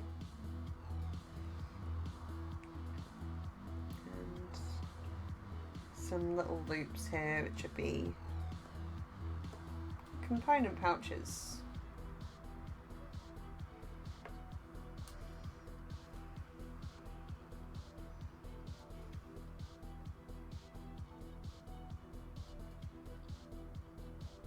And then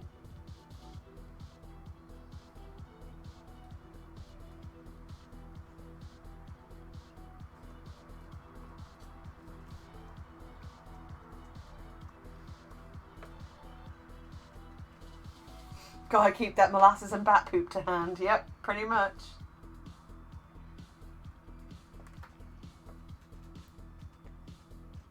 Pretty much.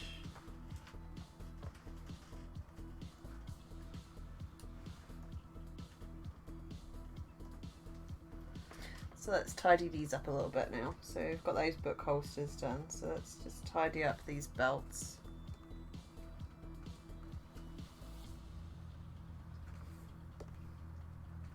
Take that razor down the size.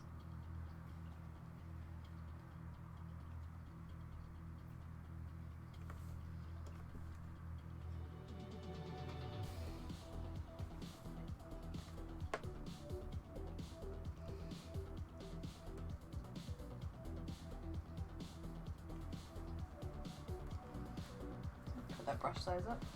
But yeah, you got to keep that molasses stored for quick drawing in a fight. Right,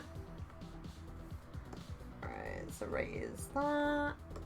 Let's tidy that up.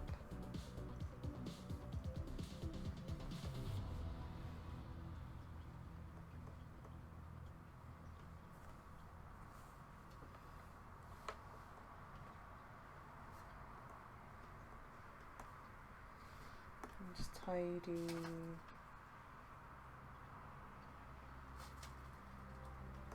that up.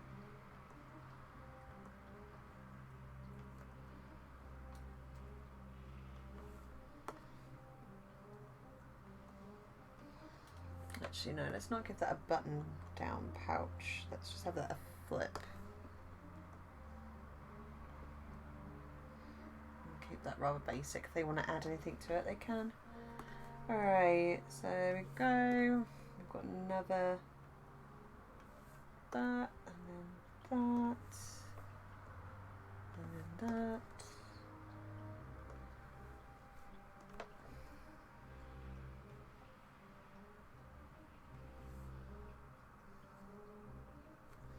Just shorten those files a little bit, because otherwise that would make sitting down uncomfortable. So let's just shorten them a little bit.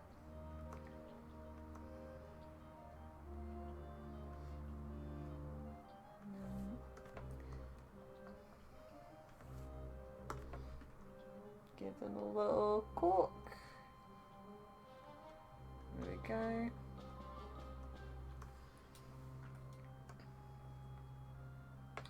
And then let's just sort out these pouches. So little things for them to attach to.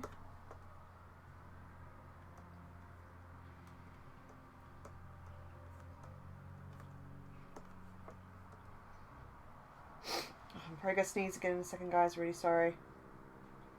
Could be a phantom sneeze. Who knows? But I'm liable to sneeze.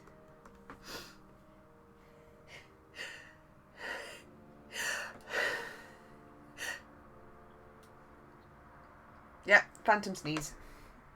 Thought as much. A phantomist of sneezes. Phantom sneezes.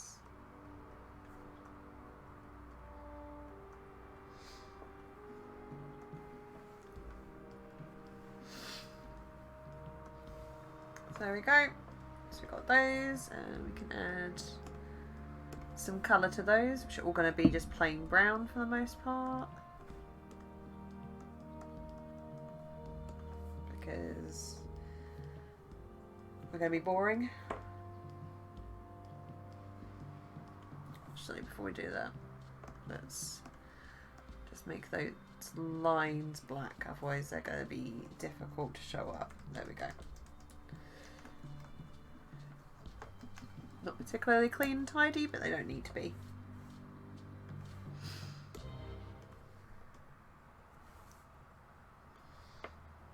Don't need to be particularly clean and tidy.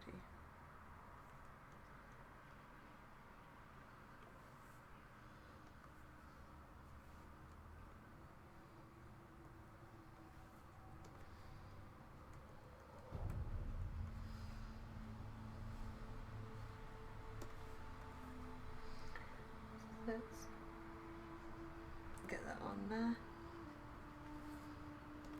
And so look. Hi, Mum's Pancake. How are you? Thank you for coming to the stream again. It's nice to see you back. How have you been? Hope you've been well. Sorry, let's go for like a white colour for the book.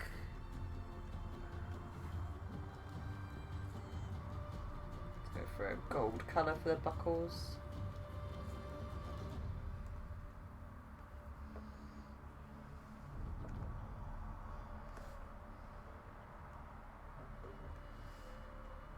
Soft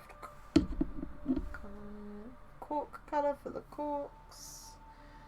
And then we'll just get another sort of browny colour for the pouches.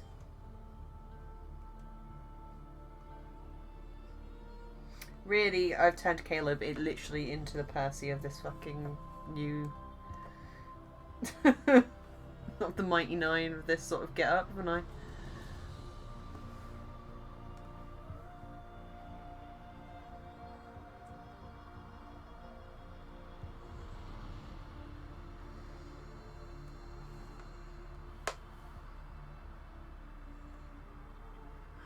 I do have an iPad, so Kirsten, so I do have an iPad Pro and I do use a matte screen protector. I have personally found it works very well for me, but that's because I tend to be quite heavy-handed, and so having that there, it does impact the sensitivity slightly, but it works well for me. I found that with the matte, because I've got a, what's it called? It's like I've got a paper light. So it does give that papery texture. It doesn't genuinely make it easier for me to draw. It doesn't make it easier for everyone. And mine were quite expensive. I think it cost me £20 for 2 of them.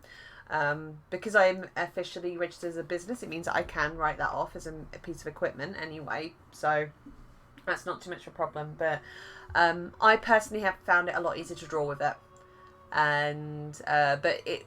do bear in mind it will impact your ability to draw on it.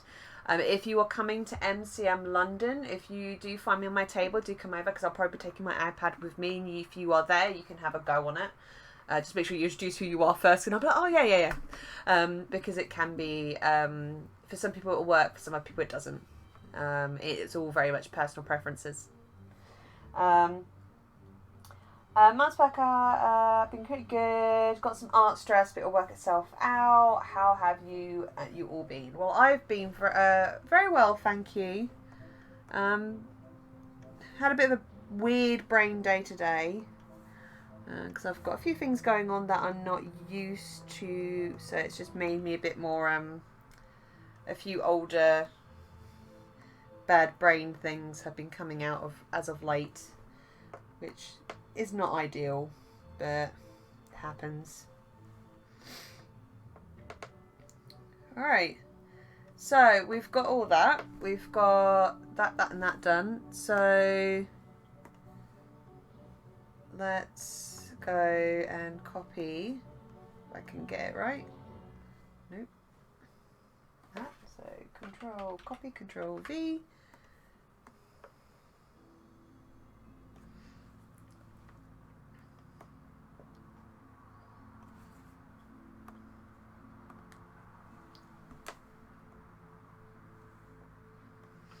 And control E that down, and then control copy that, control V.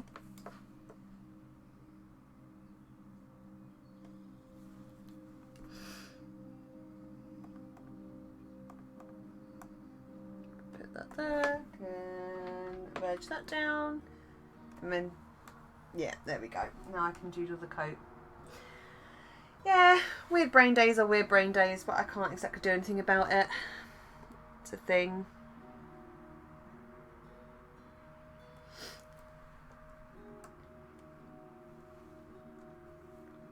Alright, so let's go back to my reference images and have a look at how we're going to do this coat.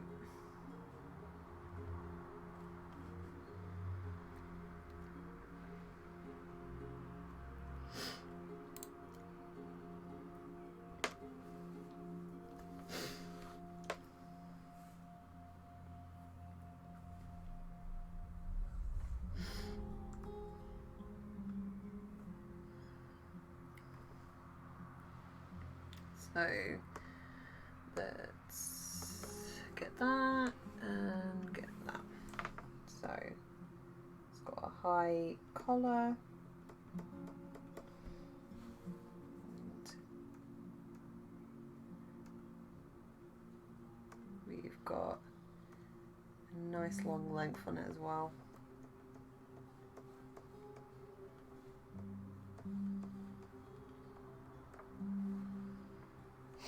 Yeah, it's not, like, when I say weird brain days, it's not been a terrible day, it's just been, yeah, my brain's just been doing a thing, because I'm in a new situation that, I don't really want to, like, it is private and it involves more than just me, so I'm not going to talk about it on the stream too much, but, long story short, I'm in a new situation that is probably healthier than I've been in before, but unfortunately, situations previous to this has left me a bit, not scarred, but with issues, which means I can get a little, I don't know, it is basically, long story short, trying to get over longer term issues that unfortunately have been around.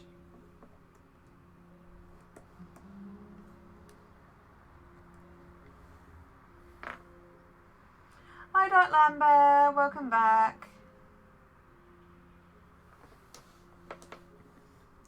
Yeah, basically, long story short, I've just had I'm in a good situation, but it means that because of it's associated with a number of some bits of trauma and a few other things, it means that at the moment I'm having to unlearn a lot of unhealthy behaviour, which, you know, can be good, can be bad, but lucky enough, I've got people around me who care, so.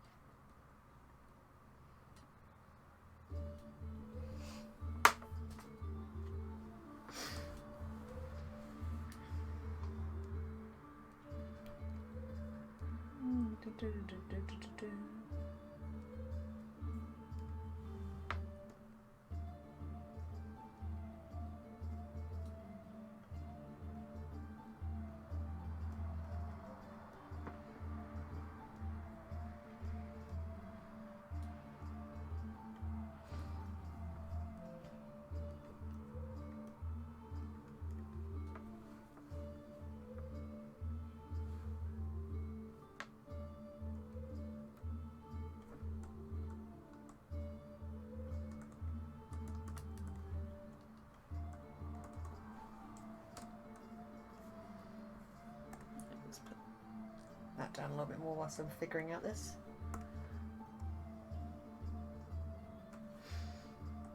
So yeah, for those of you who just joined, I'm currently working on a breakdown of a design I did of Caleb last year, because I've got some cosplayers who are cosplaying my designs, and due to the nature of Caleb's picture, it's rather closed off, so they couldn't get an idea of like actually how the costume worked. So I've said that I will that I would do them up a little version just to give them a bit more idea of what I had in mind. Although I have made it quite clear to them that these are all designed not in the context of actually being worn, and therefore I'm not going to be precious about them adjusting things, because ultimately it's within whatever they are able to do. And also what's workable, because it just, you know, what I've got in mind doesn't necessarily mean that it's going to work.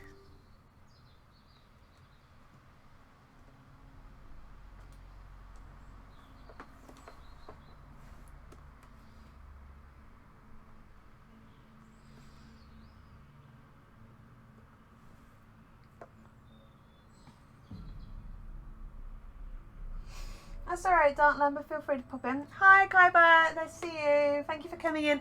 Hi, Lynette, thank you for coming in as well. Sorry, I'm just like trying to flick in between things at the moment.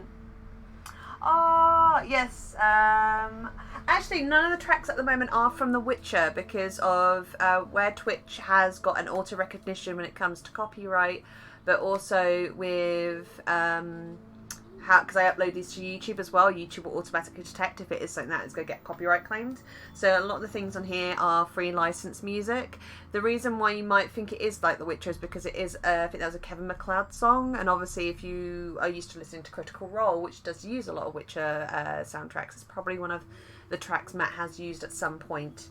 Yeah, it might lend into that a little bit.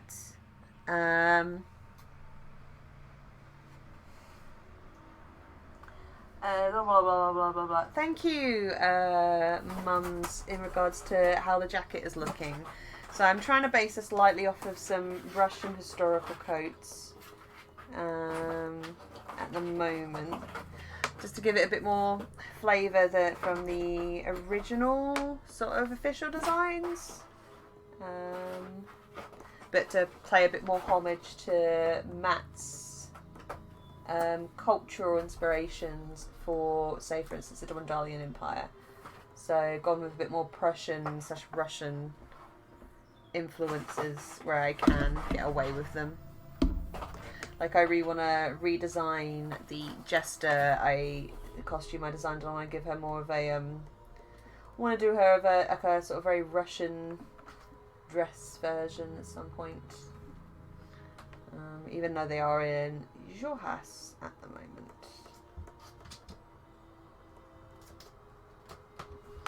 So, if I can just... But we shall see. Let's actually just up the density on that, because otherwise it's going to erase half of it off. There we go. But yeah, so... That's what this is for, because yeah, I've got a whole group who are going to Tacoma in Germany, and yeah, they are doing all of my... They have literally got someone to do every single one of my designs, as it stands at the moment, apart from Molly, I think. But again, my Molly is very similar to the actual original designs anyway, so that's not a problem. But yeah, they've got like a whole group of people, and the girl who was doing my bow design, she showed me a photo earlier today, and I was just screaming because it looks so good. It looks so very, very good.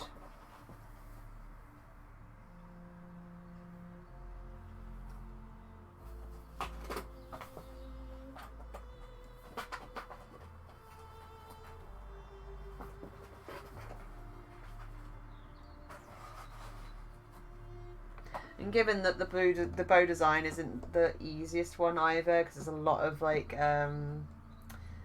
she'd have to do a lot of dip dyeing and stuff like that, but she's done such a good job so far. Yeah, honestly, it's a real honour that they've actually that they're doing it. I can't believe it, and they've been so nice. They've got me in in their group chats so that I can see all their updates, and they are just an absolute bunch of darlings as well.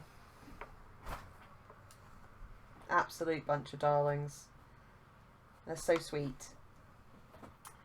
Oh, you're currently on the 11th hour of Taz. Yes, prepare to cry. My favourite arc of Taz is still the Suffering Game. It is still my absolute favourite one out of everything, is the Suffering Game. Just because, yeah. I like me some angst. I like me some good old angst and pain. Which is probably another reason why I'm into Bungo Stray Dogs at the moment as well. So. I've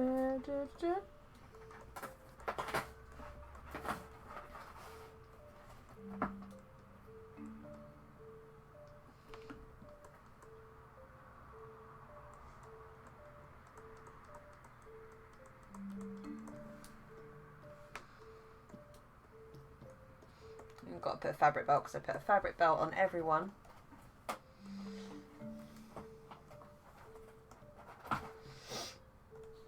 Got the high collar, so let's then work on the fur.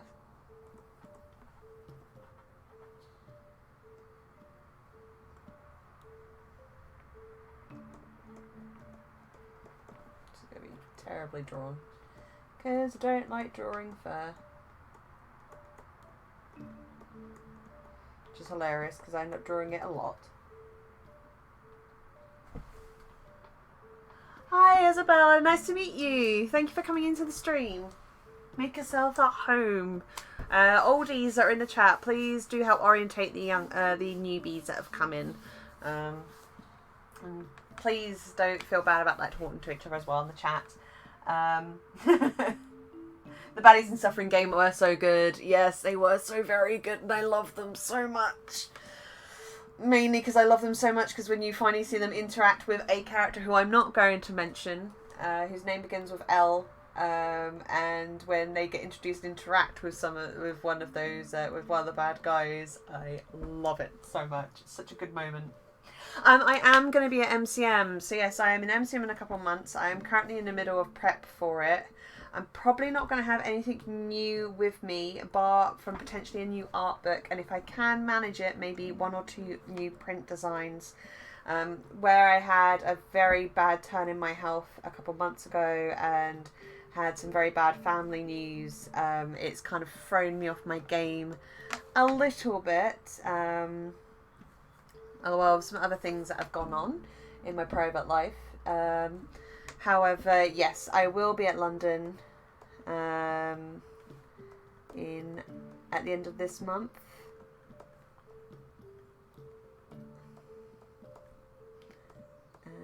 And hopefully we'll see you all there. Oh, I'm glad you think the fur looks up, mums. I hate drawing it, but I end up drawing it so often, fur. Because apparently it's my thing. It's like, I don't know what to put here. Let's just draw some fur, even though I hate it. Because I can. Oh, you're coming to MCM. Please do pop over and say hi. Oh, it'd be so good to actually meet you. So please, do come and say hi. I'll be putting my table location up shortly. I have got my table number, but I don't have the map yet. So that will be going up as soon as possible. And don't forget, if you're coming down to London, you're more than welcome to DM me on Twitter. And if I've got phone signal while I'm in the hall, I'm more than happy to direct people. I do have a helper this time round, so I will be able to get away from my table, and we'll hopefully have enough time to help people out. So fingers crossed. But yes, oh yeah, the Suffering game is also really good for music. To be fair, like I was really impressed when I got into Taz by Griffin's music composition. Like, I really need to get back into Taz at the moment, but I've just not had a chance. To be fair, I'm so behind in Critical Role as well, just because of everything that's been going on. Because essentially, where I got depressed, like I suffered mental illness and have for a long time anyway. But a couple of months ago, I got, well, for the last 6 months, I've been pretty bad. Well, previous to March, the 6 months before then, I had gotten very, very sick, and was basically got to a point where I couldn't draw, because I just was so creatively unable. I couldn't imagine stuff, anything. It was absolutely terrible, and it's things like that people forget actually is what depression does. It robs you from your ability to do things that you enjoy or things that come naturally to you. And it's absolutely horrible. But turn side, I'm on medication, things are getting better. I just need to start getting my butt down the gym more often. I'm walking the cat, which is both embarrassing and fun because of obviously I walk her in the local park, and loads of people are just like, oh my god, you're walking a cat. I'm like, yes, my cat is disabled. So fun fact, my cat that I have now, she has a neurological condition. We're not sure what she has. All we know is that at 8 weeks old, she had we're not sure if she had a fit or something that basically caused her to lose complete use of 2 of her legs on the same side. After a week, she did manage to start getting that in, and we've had to do rather intense physio at home with her to try and get her back to walking. And thankfully, after about a space of 2 months, we got her walking again. However, you can definitely tell that she doesn't have full mobility. The vets did all of the research possible, but it came to the point where they essentially went, we don't know what's wrong. We could do more tests, but at the moment, if we do more tests, there's a good chance that it's just going to cause her more stress and you more financial concern. For now, let's just observe her and see what happens, and when, if we'll just observe and gather what data we can. And that's the stage she's at now. Now, we had planned just to keep her as an indoor cat. But this last week, she decided that she so wanted to go outside that she was going to climb out my 2nd story window and jump onto the roof, and went missing for several hours. And after speaking to the vets, they've essentially gone, she's obviously a cat. Like when we went through how much enrichment we've got in the house, we came to the conclusion that ultimately she just wants to go outside. And I said, I suspect it's because of... it's not that she's bored, she just likes being outside because of the smells and that sort of stimulation, which you can't really do indoors. Like you can give them toys to play with and things to chase, but you can't really simulate the feeling of like being out in grass and stuff like that. And that's what she really enjoys. She loves, whenever we go outside, she loves rolling in the dirt and eating grass and all that sort of thing. So under the vet's sort of suggestion, we've started taking her out for walks, which she's getting used to. And there's times where she actually does almost walk like a dog, where she'll run alongside me or slightly ahead of me and just trots ahead. Every so often, like climbing up a tree and things like that. But yeah, it means we do get a lot of people going, oh my god, you're walking a cat. And then you'll get some people going, that's unfair on the cat, you shouldn't be walking a cat, you're all weird. If you wanted something to walk on a leash, you should have just got a dog. Because people will be like that. Yeah, I found it gives me a break. It means I'm getting out for walks myself every couple of hours. And she's enjoying it a lot. But yeah. Yeah, everyone's got opinions, and it's just a bit like, yeah, okay, whatever. Yeah, just blah, blah, blah. But she's really enjoying it. She climbs up half the trees. She's loving being able to climb through the grass. We went for a walk just before I came on stream. And oh my god, like she was having a whale of a time. Even though it was raining, like she doesn't care. She doesn't care if it's raining or whatever.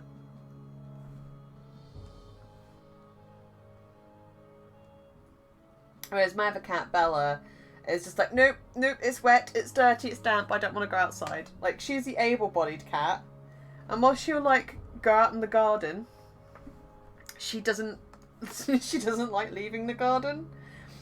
So basically, long story short, my disabled cat is the one that wants to be outside, and wants to be running and playing, and wants to go everywhere. The able cat, no, she's fine. She's fine with being indoors or in the back garden. She doesn't really want to go exploring.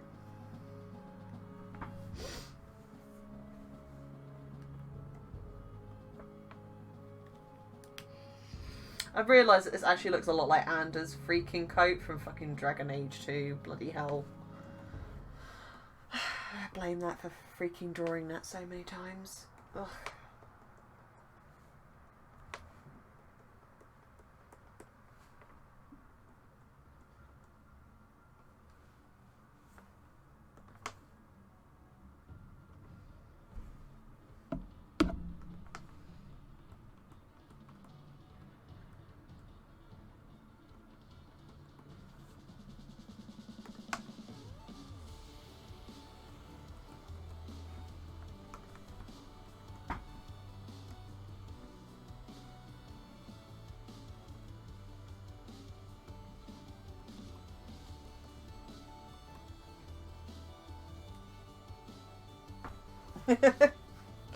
I know, I've not caught up on could be foreshadowing Caleb, who knows? I'm still debating on whether he's a good person or not. I don't know. I think he's a good person now. I'm not sure he would have been a good person if Molly hadn't gotten involved pretty early on. I miss Molly a lot. I miss Molly a lot. Okay. I think we're almost done with this.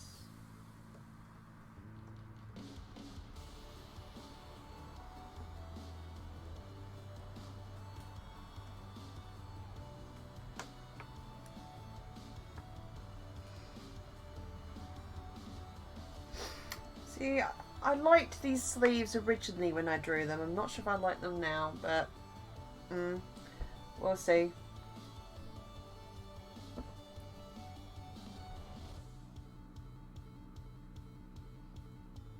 Molly's the most relatable character in anything ever for me. I can get that. My current girlfriend would probably also agree with you, because she's pretty much like, nah, he's dead.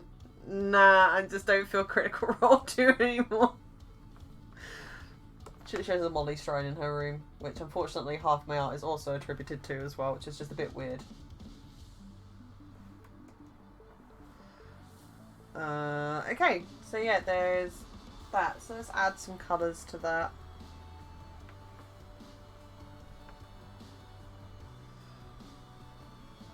So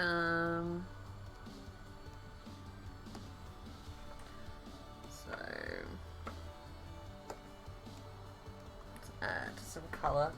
Nope. It's not what. No! That's not what I wanted to do. There we go. There we go. Colour. There we go. Onto that. Yes. There we go. Sorry, I was having a moment where it did not want to click.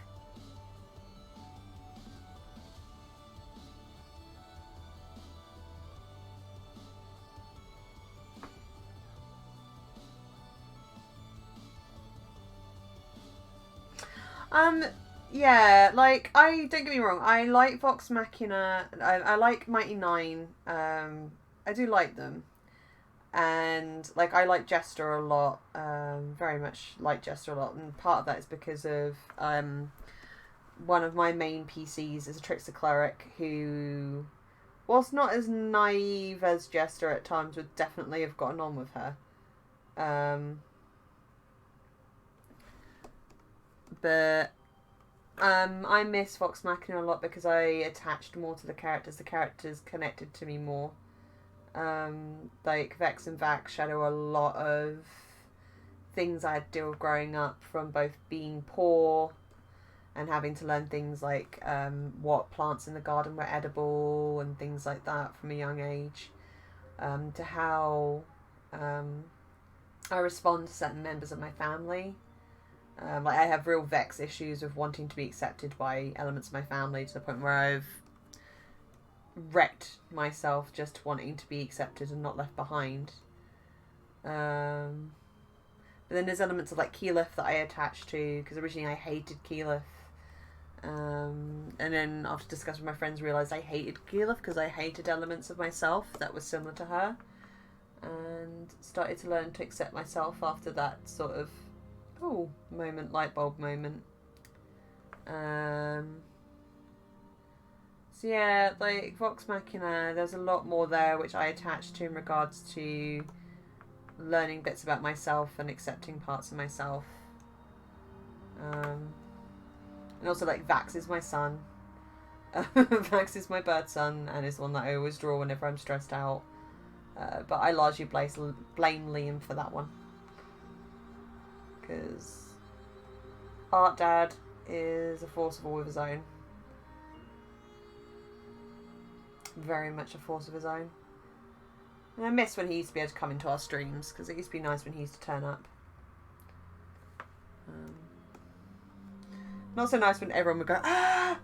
But it used to be nice when you turn up every so often. But obviously they can't do that anymore because it's gotten so big now. And they get so busy with it all. Oh, see you later, Miss Chigbo. I'm glad you enjoyed the stream. Do feel free to come back. I'm on every Thursday, apart from when I've got it's a Thursday before con. So do feel free to pop back in when you can.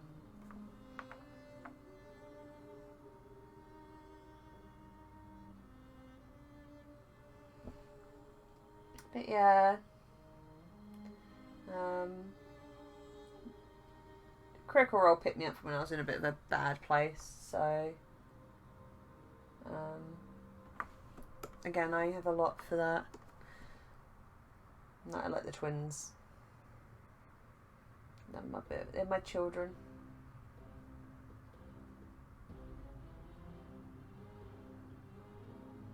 But yeah, whenever I've asked my friends, oh, you know, who do I remind you most in Critical Role?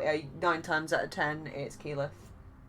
Or sort of like a mix of Keyleth and Vax. So I'm like, okay. Because I'm socially awkward and do random weird stuff that embarrasses me, and I'm usually like, please make me stop. Although I get a lot of Mighty Nine, people say I remind them of Jester, which is just weird. But I think that's likely because I get hyper and sleep drunk.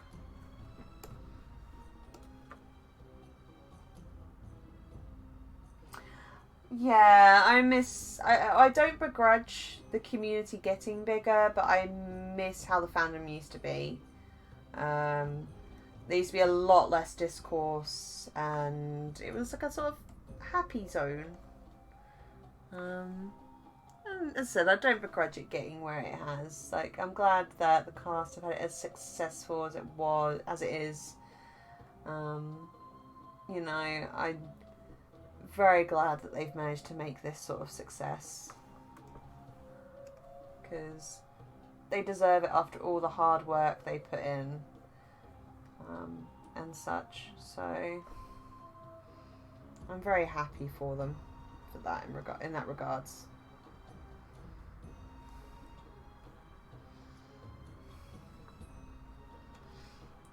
But yeah, I miss when it was small, where we knew everyone, and you know, we knew who was who. I'm one of the random artists who also likes it more that the cast can't see my artwork, because I always found that really weird when the cast would find my artwork really easily. So I'm pretty glad that they can't anymore. But I think I'm one of the outliers in regards to that. Because most of the time now I draw the art. The only person in the cast I draw the art for, I'm like, I want them to see it, is probably Liam. But that's because of a lot of the time when I've drawn artwork is to say thank you to him. But still weird to think that he's got some of my artwork on his mantelpiece at home. Ugh. It's weird. Yeah, it's you can no longer have, like, it can be hard to, you know, communicate and such, and yeah, it's sad. But, you know, don't begrudge it, and you've got newbies who are coming in, and that's all they've ever known is the fandom as it is now. I just wish there was a little less discourse. Saying that, there was always discourse, particularly when it came to Marisha. But let's not discuss that.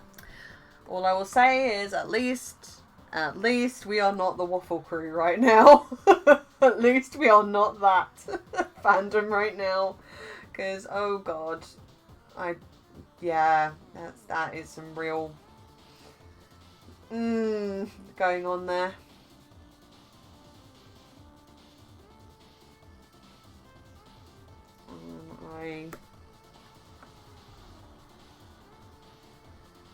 Neo-dodging discourse, yeah.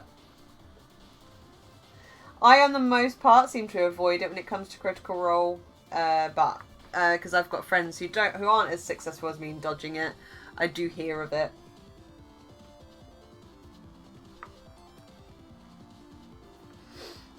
Alright. What colour belt should we give him? What colour belt?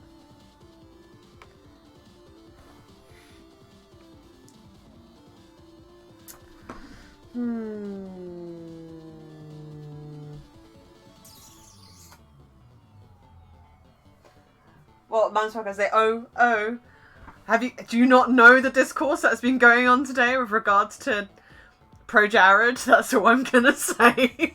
Because that could potentially be causing issue with Dice Camera Action, because obviously he's one of the cast. So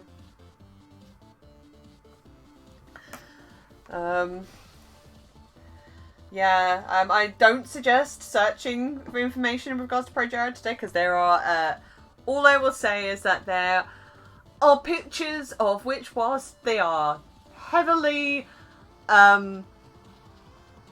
censored, still very clear what they are, and it is disturbing, and definitely not for the eyes of small children.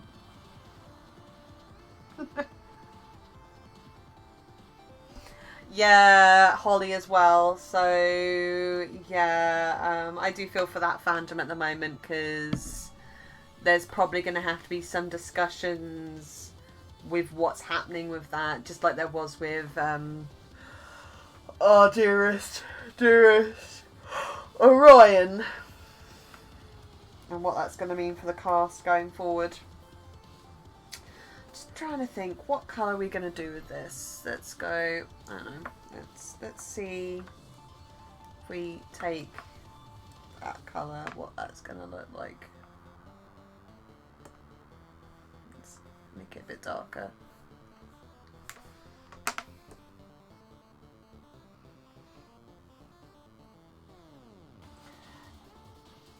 Yeah.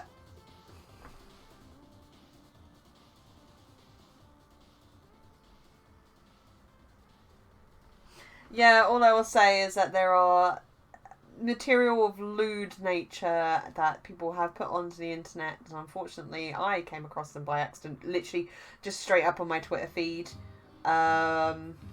So they are there, be mindful of them, and certainly not, while censored, it's still obvious what they are. And it is a bit sickening, so, but yeah, given everything, it is a bit like, oh, but let's not go too much depth there, although I've been largely trying to keep out of it today. I just feel for Chris Perkins and that lot, because they're going to have to have a discussion about what they're going to do next.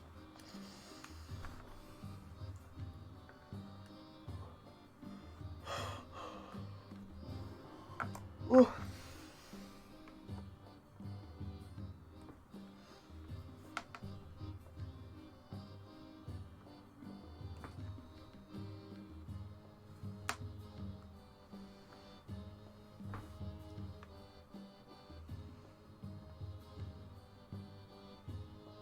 Yeah, I expect they'll probably will go on hiatus. I think that's probably the best thing that they can do. Not just for letting things die down, but also to give them time to decide what they're going to do. And, you know, not just what they're going to do, but allowing to come with a decision that isn't going to be a knee-jerk decision, because it's not going to be an easy solution to it. I mean, I'm not part of that fandom, but unlike Orion, where a lot of people already didn't like him by the time he left, and it was very early on in the series as things went, that's probably not the case in this situation.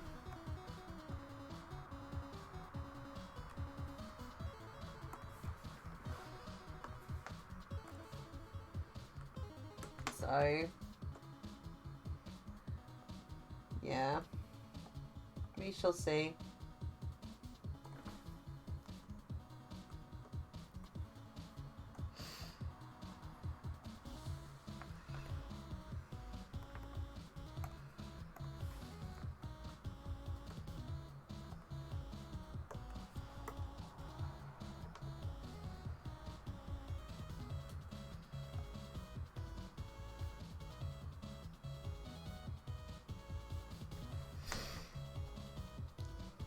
Oh, I kind of like how this looks at the moment.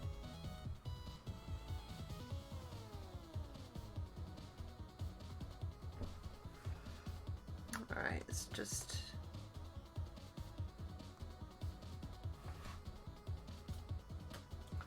Alright, I think that's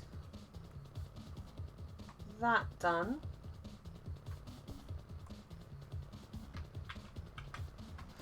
Oh, pardon me.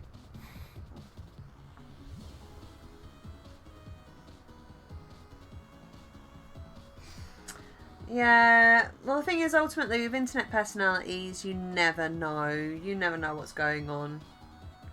And the thing is, ultimately, like, even in these situations where it seems like I'm being very frank with you guys, this is still, well, it's not that I'm lying or anything else, but I'm still not going to tell you everything that's going on in my life, and because there's a certain level, you have that line and that barrier as well. So a lot of the time you don't know what's going on in the background.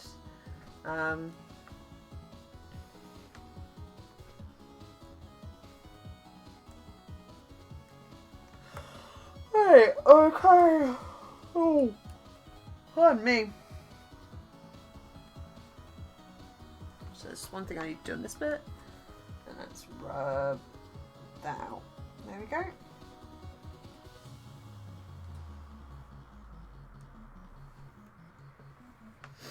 Let's just extend that canvas actually a little bit. So change canvas size, top 20. There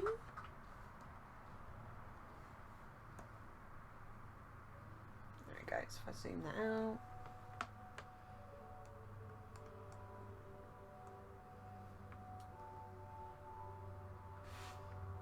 Just merge that down to that.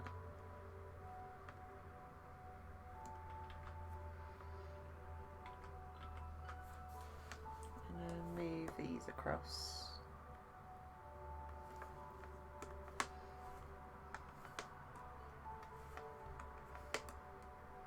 Yeah, like I was saying to people earlier on, what I'm doing right now, this is a just a bit more breakdown of costume design for some cosplayers who are doing all my Mighty 9 designs. If I was doing this for a comic design, I'd be also doing the character's underwear or any other undergarments, just because it's helpful for certain situations. But I'd also be doing full turnarounds as well. But in this case, I'm not. It's just to give them a bit more of an idea of what I had in mind. And lucky enough, in the original picture, there's quite a number of they've got the side view and that on there as well.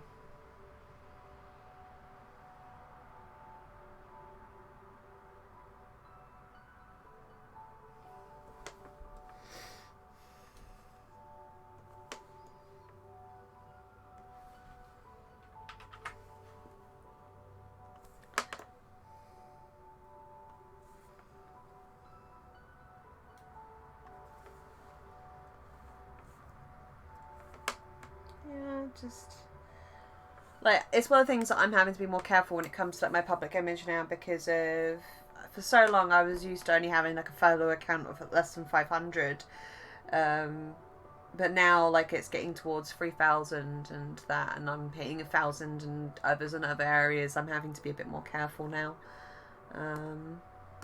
I also don't, in some ways I'm one of these people that, whilst yes, having a higher follower account means I've got more reach and therefore is better for my business, I don't know, I don't always like it. Like, it's getting to the point now that when people meet me at cons, I don't remember everyone who I met, and that actually makes me kind of sad. Like, I like knowing everyone, and I like being able to remember who I've spoken to, and when they come over, remember each person, and that it's,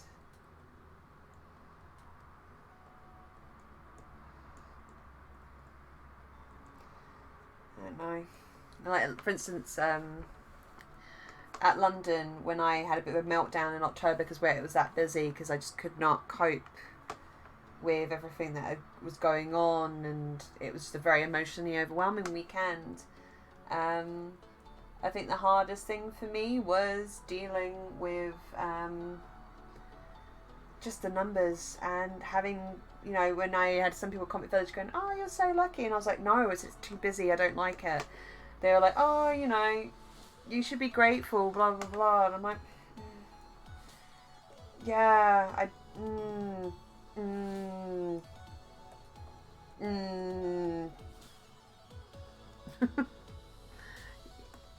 I'm not saying I'm not grateful, I'm just saying it's a bit much and I'm not sure if I like this.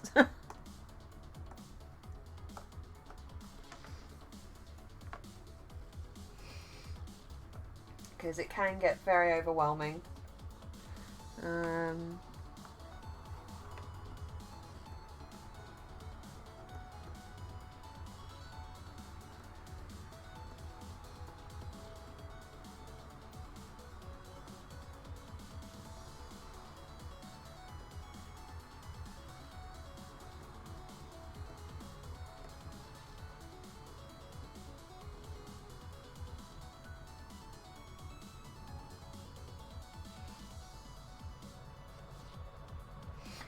Yeah, like, being told I should be grateful was like, it's not that I wasn't grateful either. It was the fact to be going, I'm not sure if I like this. And because of, I had done London on my own because of a situation had arisen, so I was on my own. And lucky enough, my best mate, who was just visiting, just going to the con like normal, bless him and my other friend, Dade Zero, who was in earlier, if he's not still in here now, picked up the slack for me. And ironically, the girl who's currently my girlfriend, she actually was the one that basically insisted at one point. She came over on Saturday and was like, "I don't really know you very well, but yeah, you're leaving your table right now." And basically took me to a hallway where I proceeded to cry for 2 hours, because it was just a bit much. And that's not much in a bad way. It was just very emotionally, a very emotionally charged weekend, and I tend to pick up on emotions a lot. It's why at con I'm always so hyper most of the time, because I tend to pick up everyone else's emotions. It's what surprises people when they meet me outside of con, because I'm a lot more like chilled and relaxed. I still get hyper, don't get me wrong, but who I'm at cons is very different from who I am in my usual day-to-day life.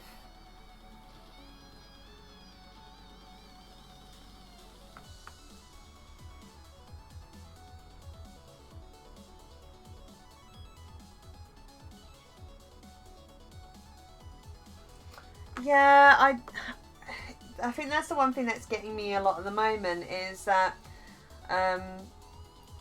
when I started doing fan art for the series, it was because I just wanted to draw the fan art for it, and you know, occasionally say thank you to the cast for doing such a nice thing. Because at the time they weren't making really real money out of it or anything; they were just giving it their time and letting us watch their game. And half the time I don't want to be noticed. Like I literally, there are so many times I've tried sneaking things past Liam. Because I don't want him to see it. Because sometimes there's bits where I'm like, no, this art. I'm going to put this art up because I need to put something up on social media today. But frankly, it's trash. But the amount of times that then Liam will find it, and I'm like, I didn't want you to find it. Like I have actually had not an argument with Liam, but at one point Liam did approach me for a piece of artwork. He goes, "Oh, can I have a scan to put it on the gallery?" And I was like, "No." And he was like, "Why not?" Is it because it's a commission? I was like, no, it wasn't a commission, it was a gift. I said, it's because I don't like it very much and I think it's trash. And I got told off by Liam. I literally got told off by Liam for saying my artwork was trash. So, but it's one of those things where I do sit there and I don't like how nowadays it's all about being noticed by the cast. It's like, it's lost the fun. Like, I don't... It's one of those things where like, I don't want to, like, you know, make anyone else feel bad about it. It's like, a lot of the time when I draw the fan art now, it's because of things like the other fans in the community and my friends. I don't know. Just, it's weird, even to me now, having the cast, like, bits of artwork. It's still weird to me now that Matt follows me. Which borderline, that also freaks me out on a regular basis. Because I'm like, and that's not a humble brag. Because there are times when I wish he didn't.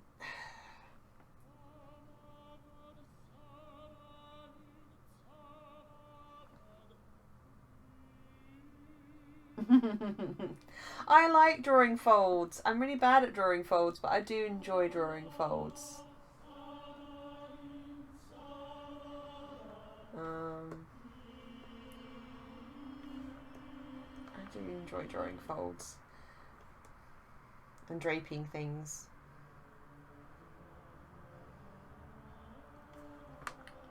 There we go. So if yeah, there we go. If I take that off and now boost this back up. Not sure of that green. I might have to adjust that green. Not... Oh, whoops. No, that's not what I wanted to do. Well, for starters, let's block that and make that black.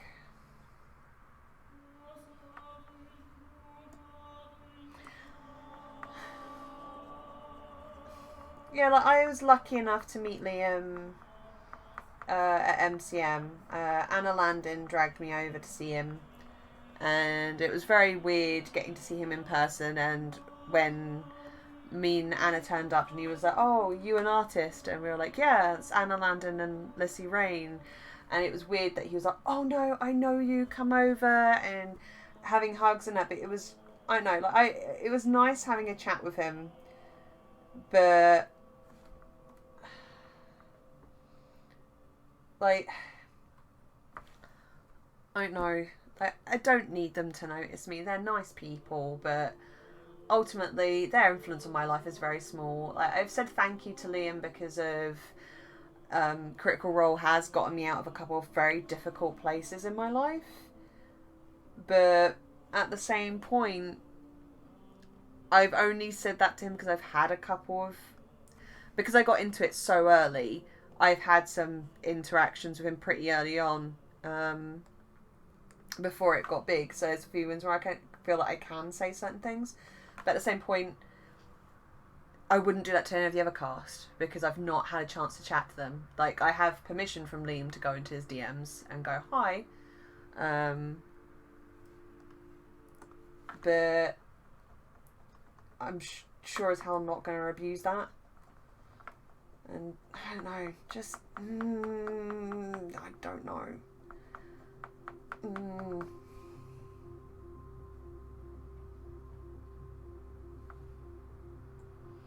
Yeah, oh my god, bless you, Isabel. Yeah, it can be a lot. It can be a lot. Yeah, I think that green matches slightly better. It's slightly more blue-green. I might just push that a little bit more blue.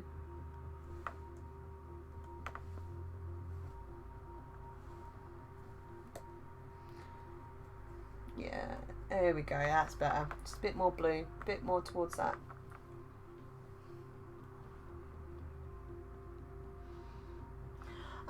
Well, the thing is, I think I don't know.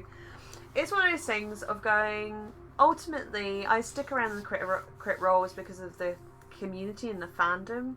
Like, you came from the Dragon Age fandom. Like, fuck, you're ever going to get any of the writers or anyone see your artwork there that's of importance. You don't draw it for anyone else other than the people around you, and that's why I draw the things now. Like, I originally started drawing like this design of the redesigns of the Mighty Nine was literally for cosplayers, because I got very fed up that in the fandom there were no variations on Mighty Nine, whereas with Vox Machina we all drew different ways of drawing him. I mean, hell, that's how the beads, the Casey beads came around, was because of Casey and her always drawing Vax with beads in his hair and her coming up with headcanons. So it's one of those things with that where I became very frustrated, and that's why I drew it, because I was like, I want cosplayers to have more variety of designs to go off of. That's why I did it. And it's why I like Tess Fowler, because she's, again, it's like, it's about the community, guys, not about, you know, being noticed. Like, I get it, like, it can be nice to be noticed, and it can, when it feels like everyone around you is getting noticed and you're not, it can get frustrating. And I understand that if that's what you're looking for, and that's not a bad thing if it is. It's just one of those things of just, I get concerned when people put all their self-worth on that. Because of, frankly, you know, you're worth more than that anyway. Right. So I think, there we go. It's very rough, but I think it's a good breakdown. I think that will help the cosplayers out a little bit. Alright, let's save that, because I have not saved that 2 hours work like normal. I never save. So it's...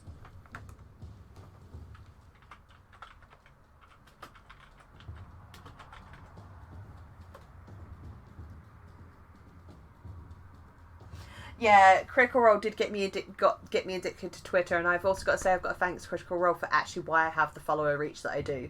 Like, if it hadn't been for Critical Role, I would A, not be working as a freelance artist right now, B, would not have the sort of fan support that I have. I say fans, I don't like calling people who follow me fans. It's like, they're nice people that support me, and they are friendly people. And then on top of that, like, if it weren't for Critical Role and getting into D&D, my Etsy store would not be as popular as it is. And my Etsy store, to be fair, is what gets me through most of my months. Like, my D&D earrings and D&D cufflinks, they pay for my food pretty much each month. So there's a lot of things where I have to thank the Critical Role team, but also the fandom at large, because they've supported me so much. So I can't ignore where I come from. But yeah, anyway, that design's done. So I'm just going to save that as a JPEG, and then I can send that over to the cosplayers when I close the stream. We still have 10 minutes left, so what I'll do is do some quick doodles. So if there's any like suggestions or requests, we'll do some of those. So let me just get the doodles from earlier, and we will add to these. So we've got Hestia, who's from one of the D&D campaigns do. We've got the Aboleth and our Aboleth Monster Girl and our Hydra Monster Girl. Any suggestions on what we'll do for like the last couple of doodles or last doodle of the evening?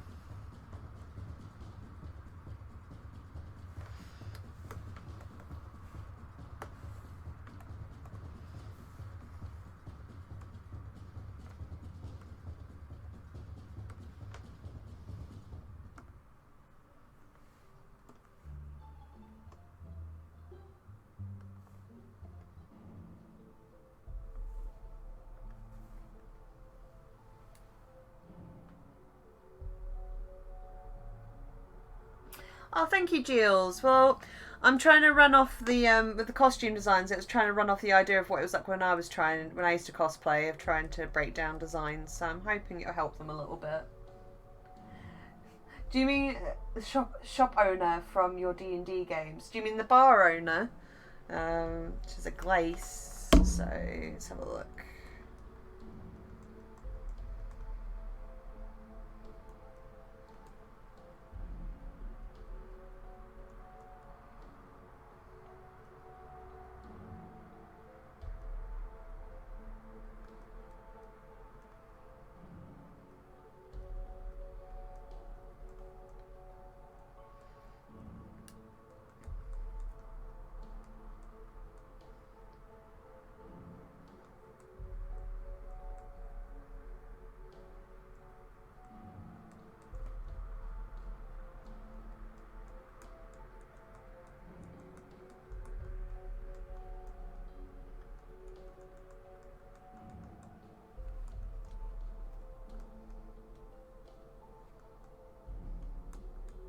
Let's give a strappy number and a collar, maybe.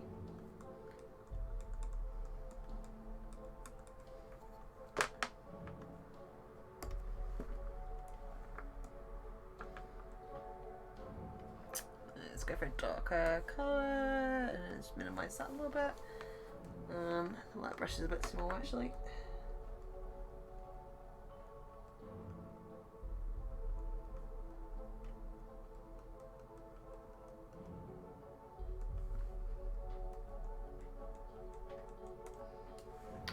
That's a bit butch. That's a bit butch. That's a bit butch.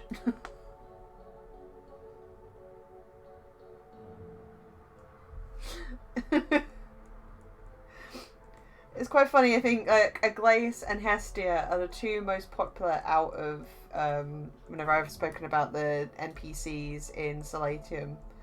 By far the two most popular. I'm not quite sure why, but then again, most people don't know about the other characters like Cav, who some of the players like, others don't.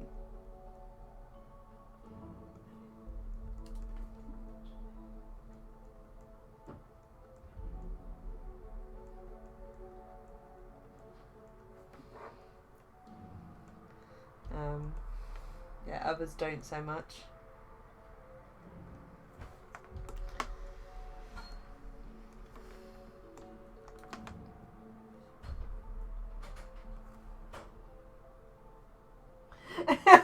Then. Well, to be fair, Aglace has a nice wardrobe in general. Like, as I said, you've only guys have seen her once look out of sorts, and that was when she was asking you guys to go and get Hestia.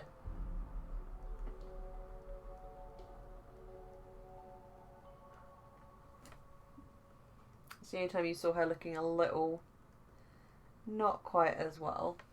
Usually she's dressed very nicely.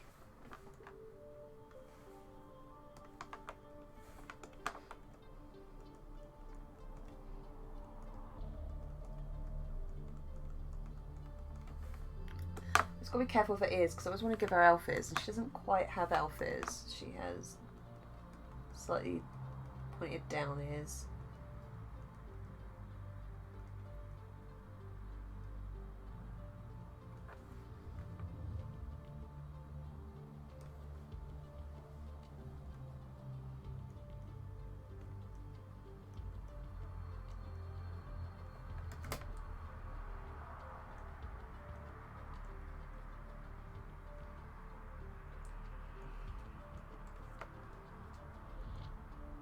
Yeah, she's always got her A game when it comes to her clothing and her makeup.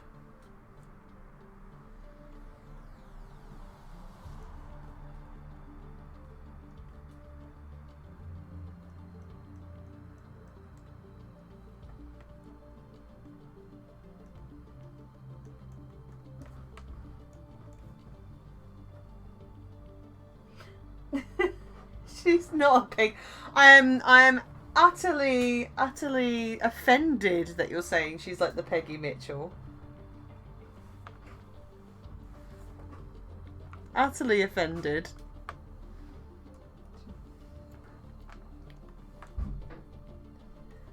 Given everything, I'm utterly offended.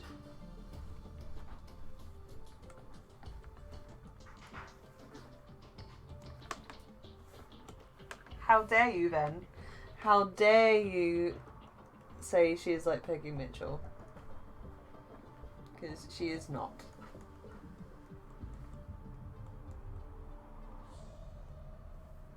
So let's give her that sort of hairdo this time round.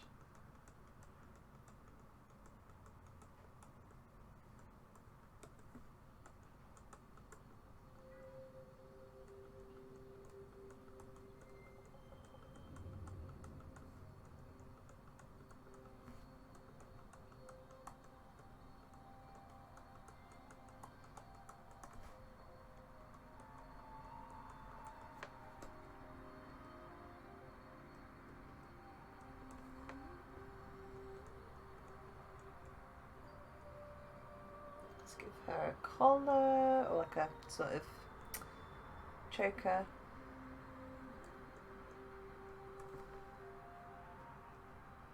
Let's give her some wings on her eyeliner. Some actual lipstick. There we go.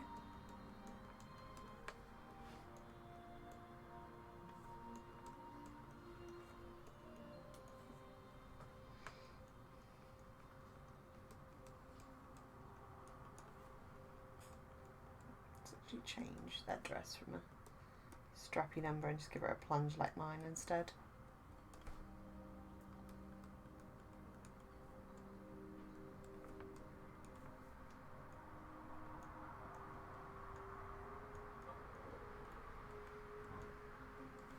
Just because I can. Just because I can. Yeah, yeah, she's not Peggy Mitchell.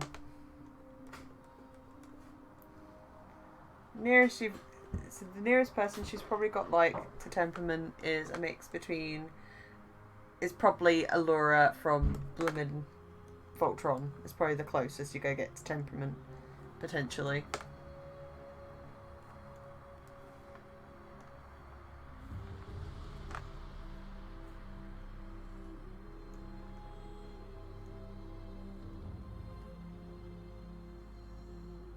So let's just shade that in.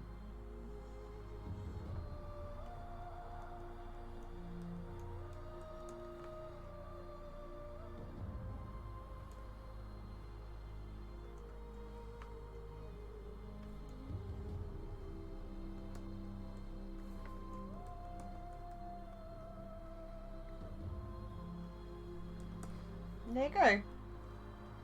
So there's one of the other, another version of a glaze with another one of her many different outfits that she owns.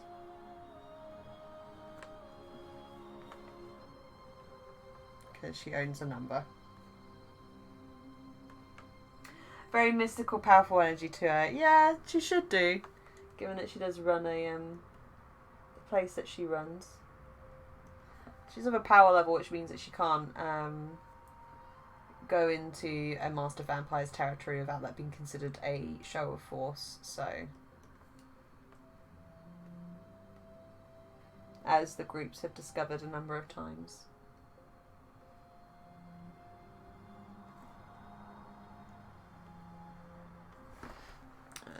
Just to finish her up, because if she does have some interesting colouring, let's just airbrush the tips of her ears and do this, because she's got some, she has like blue colouring over the tips of her ears and over portions of her face.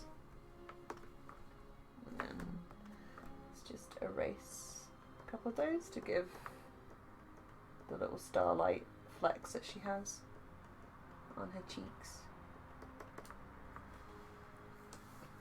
there you go. Would Jim Bones be allowed? I don't know. No, I'm pretty sure he'd be allowed. He'd be allowed as long as he didn't cause any trouble. Might end up on the bad list. Anyway, so it is 10 o'clock, so I'm going to call it there, guys. So thank you ever so much for everyone who turned up this evening. It's been a pleasure sitting and chatting with all of you. I will be back streaming again next Thursday from 7 till 10 as usual. I won't be doing the Thursday afterwards because that will be Expo.